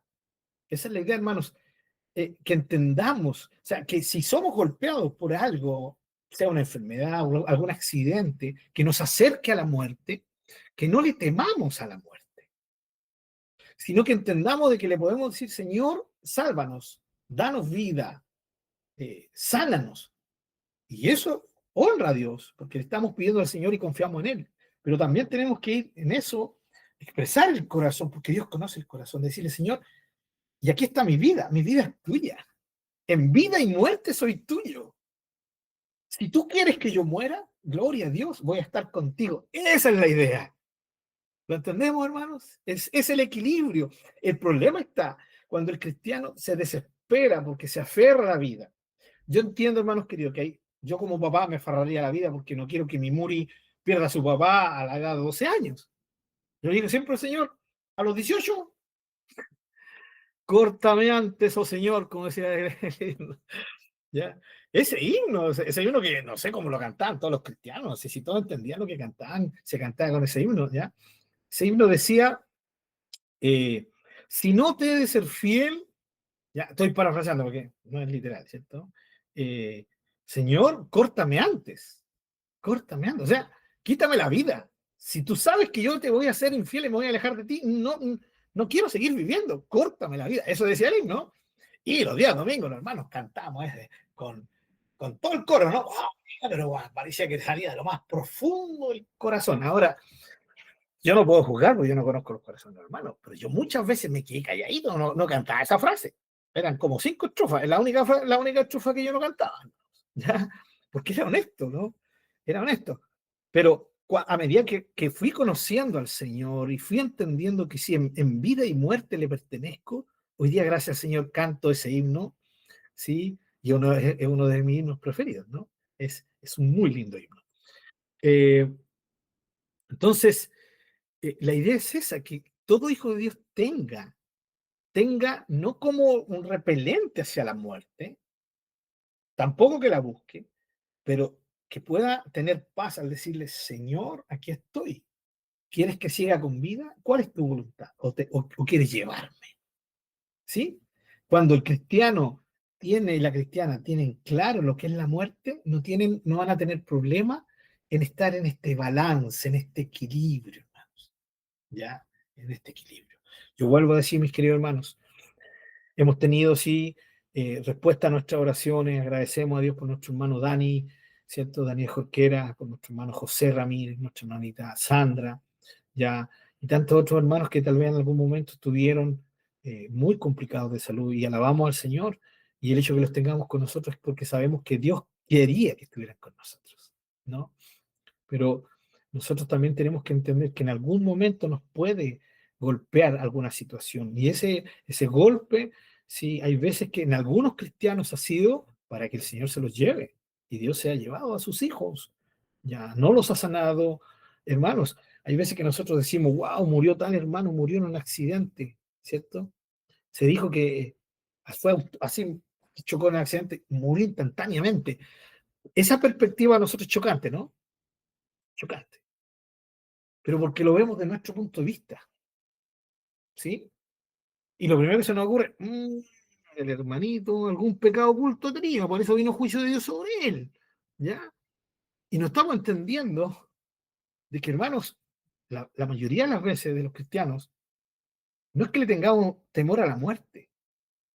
Muchos tal vez le teníamos miedo al cómo llegar a la muerte, ¿no?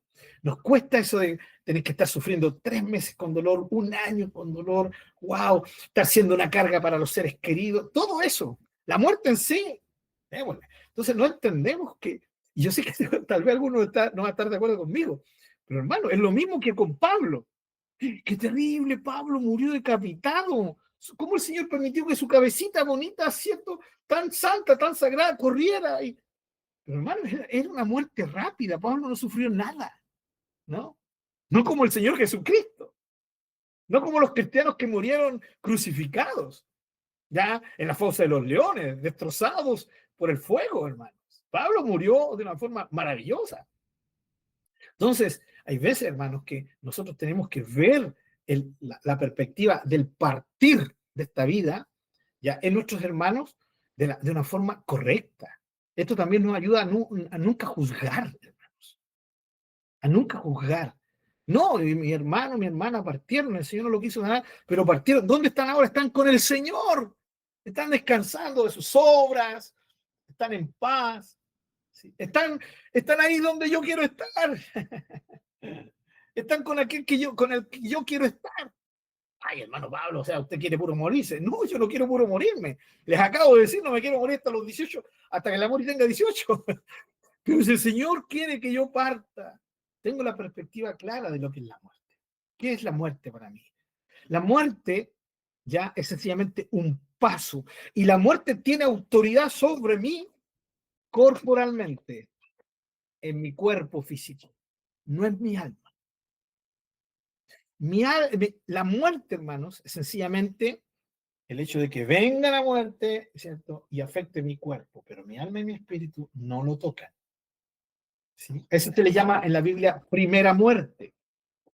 La segunda muerte, que es la muerte, ¿cierto? De la perdición eterna, eso no corre conmigo. ¿Ya? La muerte, entonces, es un paso. Que la muerte tenga acceso a mi cuerpo es solo un paso para estar con Jesús. Vamos a ver todo esto en los versículos bíblicos correspondientes. ¿Ya? Pero quiero dejar plantada esta idea. Ahora, cuidado, porque por ahí un predicador famoso que se fue hace un poquito de tiempo atrás había dicho, la muerte es mi amiga. ¿Ya? Que tampoco es, la muerte tampoco es mi amiga, ¿no? Oh, la muerte, ven, te abrazo, oh, ¿cómo he estado tanto tiempo? No, no es mi amiga. De hecho, la muerte es definida en la Escritura como uno de los postreros enemigos del Señor Jesucristo. Cuando todos tus enemigos se han puesto bajo tus pies, dice, ¿cierto? Y el postrer enemigo, dice Pablo, es la muerte. Es la muerte. ¿Ya? Pero aunque nuestra es la enemiga de la obra del Señor, porque entró por el pecado, es consecuencia de la maldad del pecado, por eso morimos, ¿ya? Sin embargo, es, aunque no es mi amiga, pero tampoco es alguien, un poder que venga sobre mí porque sí, no, no, no.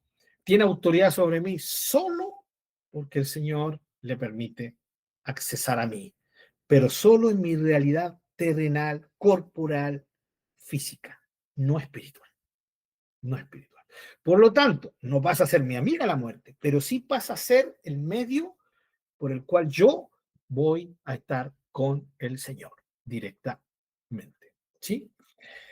Cuidado entonces con esa actitud de Ezequías, de pedirle más tiempo al Señor. Recuerden que cuando terminamos de leer la historia de Ezequías, nos encontramos que lamentablemente mostró la falencia en Ezequías, ¿no? Le iban a venir consecuencias por algo que hizo, ¿y qué hizo Ezequías? Ezequías dijo, bueno, que venga todo el problema, total, no va a venir en mi tiempo, le va a caer a mis nietos, así que yo no voy a estar, ¿cierto? Y eso muestra el fin de un rey tan impresionante como fue Ezequías, lo muestra con un fin bastante triste, ya que deja mucho, mucho que desear. Bien, hermanos, vamos a enfocarnos en el tema de la muerte, ¿ya? Todo lo que hemos dicho, ustedes se van a dar cuenta que la idea está en la palabra del Señor, siendo las 10:09, alcanzamos. Hermano, dos ideas con respecto a la muerte. Primera idea, separación. Segunda idea, encuentro. ¿Sí? Sumamente sencillo, son cosas opuestas. Separación, encuentro. Vamos a, hermanos, a entender que la muerte, hermanos, para un hijo de Dios, es la separación entre su realidad espiritual y su realidad física. O sea, espiritual alma de su cuerpo. La separación, hermanos, nunca muerte en la Biblia significa fin de existencia. ¿Ya? Eso va a ir en los apuntes que voy a estar mandando, hermanos. ¿Ya? Para verlo más profundamente.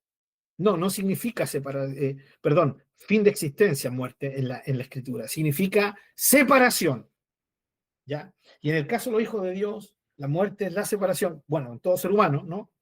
Pero lo estamos enfocando como hijo de Dios. La muerte es la separación del espíritu y el alma de su realidad corporal. Fíjense, por ejemplo, Santiago 2:26. Voy a ir rapidito en esto, hermanos, ¿ya? Si usted no encuentra el versículo, léalo y después recuerde que va a estar también en los apuntes, ¿ya? Santiago, dale con segunda. Santiago 2, versículo 26. Dice, porque como el cuerpo sin espíritu está muerto, así también la fe sin obras está muerta. ¿Se dan cuenta? ¿Qué es lo que muere? Muere el cuerpo. ¿Sí? ¿En qué sentido? Que deja de existir aquí en la tierra, ¿ya? No deja de existir, sino que queda sin vida porque sigue existiendo ¿en qué realidad? En la realidad espiritual para la resurrección. Pero si yo me muero hoy día, hermano, mi cuerpo mañana va a estar ahí. La diferencia es que por dentro van a empezar a salir unos gusanitos, ¿no? Y al segundo día ya los gusanitos van a empezar a salir por todos lados y se va a dar un festín tremendo con el hermano Pablito, ¿ya?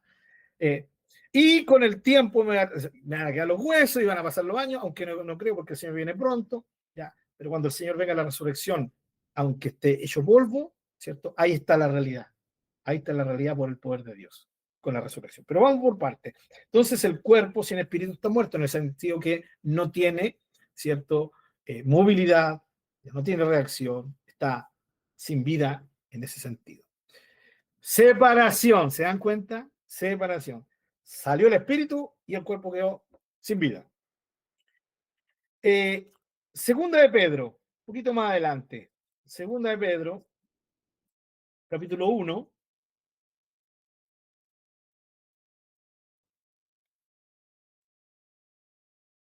Bien, espero que lo tengan. Segunda de Pedro, capítulo 1, versículo 13 adelante. Dice, miren lo que dice Pedro. Pues tengo por justo, en tanto que estoy en este cuerpo, el despertarlos con amonestación. Fíjense, él dice, estoy en este cuerpo, habla como el cuerpo como un vehículo, ¿sí? Como una casa, como una habitación. Sabiendo, el versículo 14, que en breve debo abandonar el cuerpo, como nuestro Señor Jesucristo me ha declarado. También yo procuraré con diligencia que después de mi partida, ¿se dan cuenta? Aquí está. Abandonar el cuerpo, ¿sí? Primero, estar en el cuerpo, luego abandonar el cuerpo y luego dice mi partida. Pedro está diciendo mi realidad interna pronto va a dejar mi realidad terrenal, mi cuerpo. O sea, ¿qué es lo que pasa cuando un hijo de Dios muere? Bueno, toda persona muere, pero como estamos enfocándonos en los hijos de Dios, el espíritu y el alma salen del cuerpo, se separa, se produce esta separación. Por eso el cuerpo queda sin vida. En este sentido, Pedro está viendo el cuerpo humano como esa parte por la cual nos movilizamos en esta realidad terrenal, que fue creada no para la muerte. ¿Ya? La muerte entró por el pecado, por nuestra desobediencia. ¿Ya? Entonces, Pedro lo ve así. ¿Ya? Por lo tanto, esto es, ¿qué estaba diciendo Pedro? Pronto el Señor me dijo que pronto me iba a morir. Eso es la muerte. voy a salir, voy a dejar mi cuerpo, voy a abandonar mi cuerpo terrenal y voy a partir. Mi partida, la misma idea. ¿Partir a dónde? ¿Sí? ¿Partir a dónde? No partir, ¿cierto? A un sueño donde nada se siente, no. Sino, ¿para qué Pedro explica todo esto? Pedro está explicando esto porque él sabe que está partiendo para estar con el Señor, que es la misma idea del apóstol Pablo, ¿no? En Filipenses. ¿Ya? Pero aquí está claro. No sé si lo ven clarito, hermano. ¿Cierto que está clarito? De la misma manera, 2 Corintios. Veamos lo que Pablo enseña ahí en 2 Corintios, capítulo 5. Bueno, si no alcanzamos, seguimos la próxima semana. Pero tampoco quiero ir tan rápido con esto porque es importante. 2 Corintios, capítulo 5.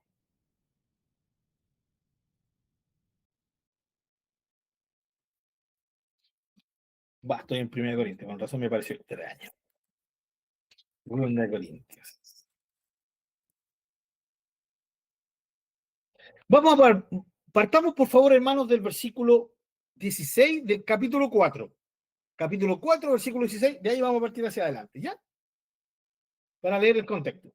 2 Corintios, capítulo 4, versículo 16, adelante. Miren los enfoques del apóstol. Por tanto, no desmayamos. Antes, aunque nuestro hombre exterior se va desgastando, el interior, no obstante, se renueva de día en día.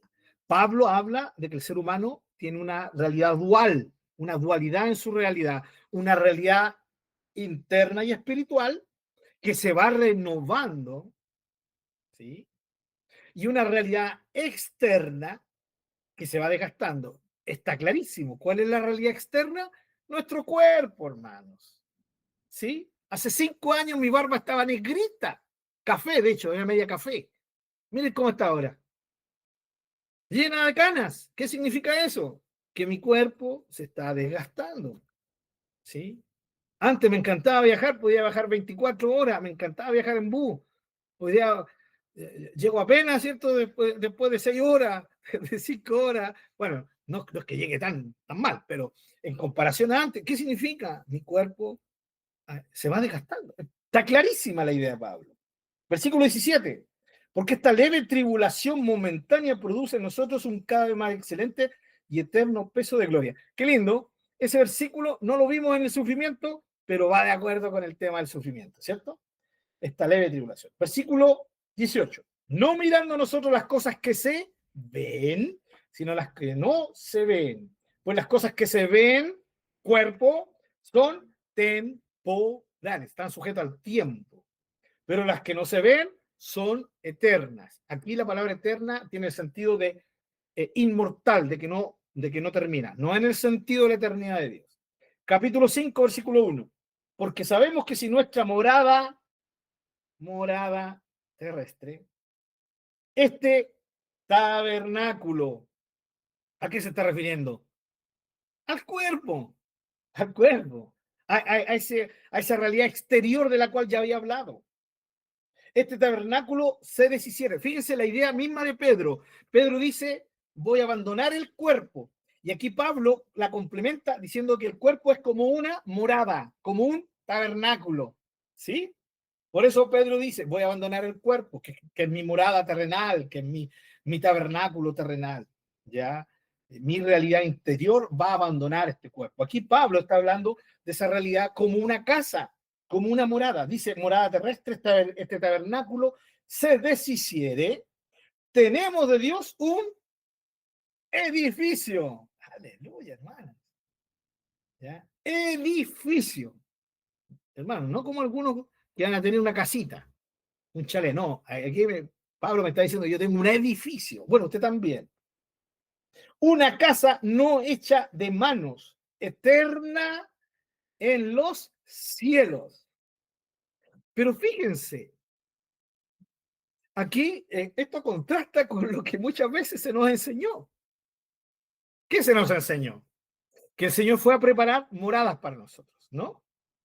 Bueno, la verdad es que el Señor, si somos literales, el Señor nos fue a preparar moradas. Él dijo que Ya estaban las moradas en el cielo. En la casa de mi Padre hay muchas moradas. Lo que Él fue a preparar fue un lugar para nosotros. ¿Sí? Esa es la idea. Ya las moradas están. Ahora, y de ahí nos agarramos y sacamos la enseñanza de que el Señor, claro, nos tiene un chalet. Los hermanos de Ovalle que están saliendo a predicar, gloria a Dios por eso, van a tener una buena casa, un buen chalet, hermana Vicky, allá arriba, una mansión genial. Ya, no como esos hermanos flojos de otra iglesia que no salen a predicar, que van a tener una media agua nomás. ¿Ya? Y así sucesivamente. Los pastores, los obispos, ellos no van a tener tremendas mansiones, así tipo acá en Santiago, tipo La Dehesa, ¿sí? En Vitacura, en Chicureo. Hay unas casas, hermano, parece otro planeta, parece otro país, hay Chicureo, hermano. Me ha tocado ir a trabajar, hermano. No vaya a pensar que tengo casa ya, no, me ha tocado ir a trabajar, ¿ya? Hermano. Y nos imaginamos eso, ¿no? La casita que el Señor me va a dar. Pero aquí Pablo está enseñando que ese edificio, que esa casa, no es una casa como nosotros nos imaginamos. Es el nuevo cuerpo. Es el nuevo cuerpo que el Señor nos va a dar. ¿Ya? Fíjense, seguimos. Una casa no hecha de manos externas del cielo. Claro, porque está hablando de que esta morada terrenal que es mi cuerpo va a ser deshecha. Listo, se va a morir. Se va a deshacer. Pero el Señor tiene una nueva casa, un edificio. O sea, significa el nuevo cuerpo que va a ocurrir cuando venga la resurrección o la transformación, que lo vamos a ver después. Versículo 2. Y por esto también gemimos, deseando ser revestidos de aquella nuestra habitación celestial. Hermano, ¿cómo usted se va a chantar un chalet ahí encima? No, ¿cierto? Ser revestido significa el revestimiento del nuevo cuerpo, el cuerpo incorruptible que el Señor nos va a dar. Está hablando de una habitación celestial. Esa es la realidad ¿cierto? Del lugar que el Señor fue a preparar para nosotros. Versículo 3. Pues así seremos hallados revestidos y no desnudos. ¿A qué se está refiriendo Pablo aquí? Revestidos, ya, revestidos. Está hablando que Pablo anhela no morir, sino ser transformado. O sea, está pensando en la venida del Señor, porque si el Señor viene ahora, mis queridos hermanos, no vamos a ser, no, al no morir, no vamos a ser desnudados de este cuerpo, ¿no? ¿Qué significa? Que uno muere, esa es la idea de Pablo. Yo muero aquí en la tierra y mi alma y mi espíritu son desnudados. ¿De qué? De la vestidura terrenal, que es el cuerpo. Entonces la idea de Pablo es, yo no quiero ser encontrado desnudo. O sea, mi idea no es morir, mi idea es que el Señor venga, ¿sí? Para que en cuerpo yo sea transformado. Esa es la idea de Pablo. Ya, aquí está hablando con su mentalidad en la transformación y en lo que es la resurrección. Los que mueran están siendo desnudados de su cuerpo y cuando venga la resurrección van a ser revestidos. Pero yo no quiero ser revestido, yo quiero ser, ¿cierto? Ahora, perdón, no quiero ser revestido en ese día, sino quiero ser revestido ahora, ¿ya? Dicho de otra manera, no quiero morir. No es que le tuviera miedo a la muerte, sino que antes que la muerte deseaba la venida del Señor. ¿Ya? La venida del Señor. Versículo 4. Porque asimismo los que estamos en este tabernáculo terrenal, gemimos con angustia, porque no quisiéramos ser desnudados, o sea, morir, sino revestidos, o sea, transformados, para que lo mortal sea absorbido por la vida. Guarden ese pensamiento ahí, hermanito, que lo vamos a ver después en 1 Corintios 15. Pero el que nos hizo para esto mismo es Dios, que nos ha dado las arras del Espíritu.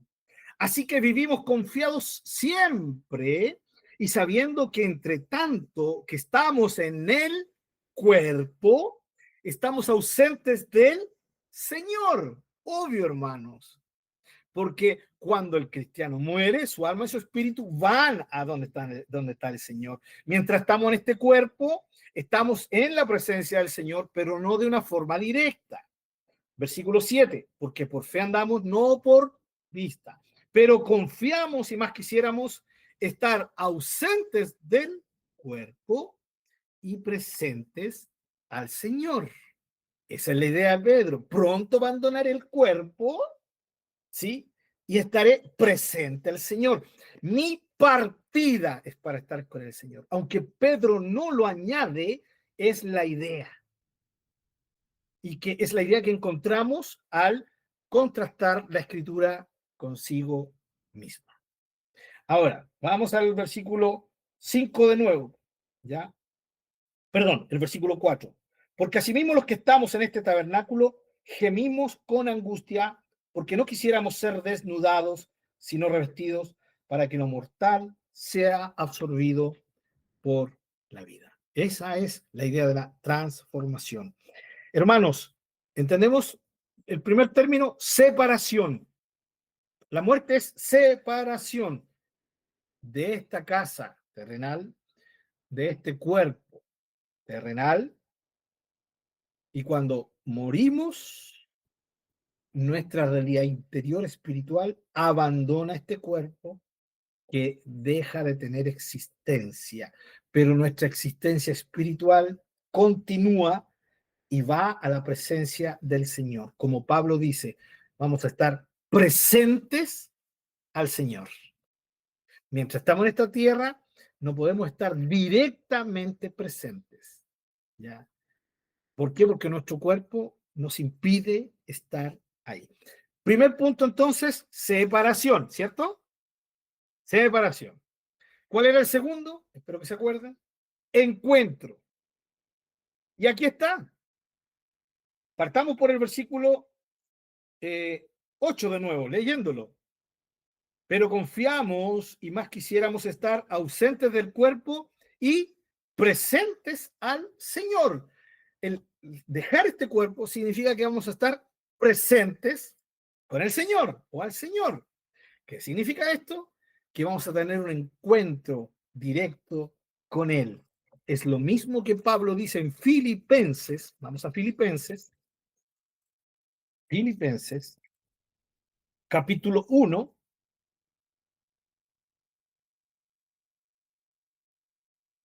Lo tienen versículo 20 adelante.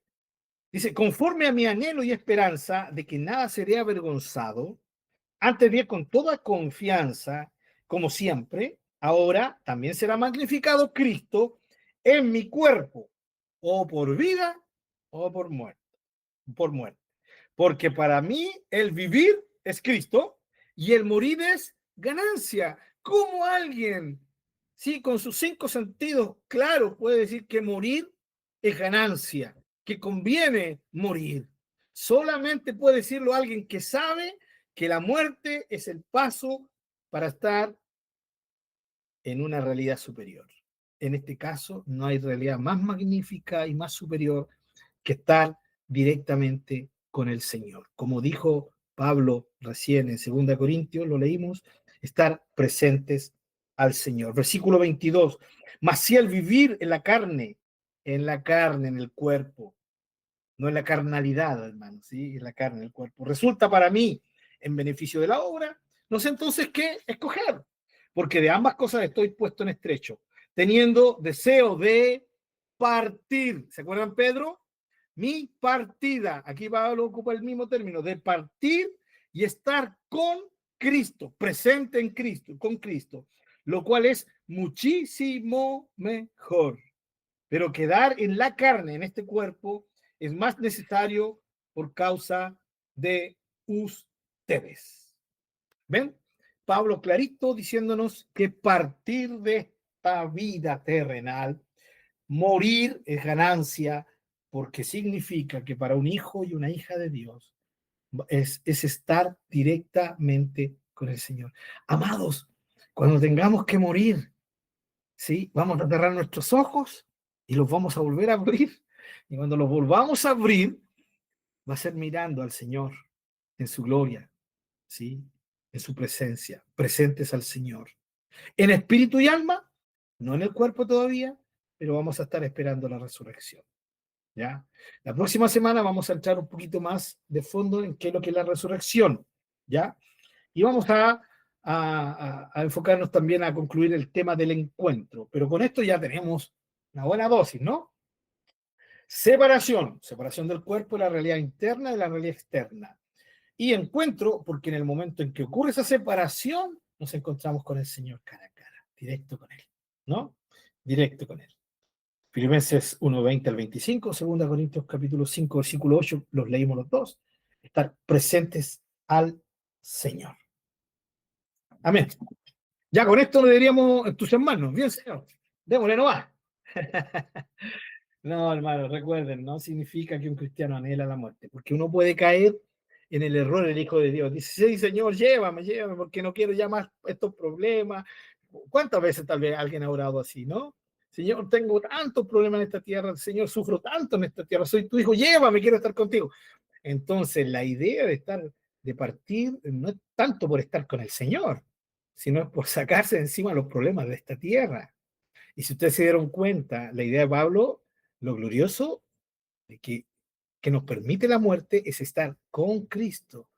El enfoque es el Señor Jesucristo. ¿Alguna pregunta, mis queridos hermanos? Hasta aquí, algo que acotar, por favor, si no ya vamos terminando.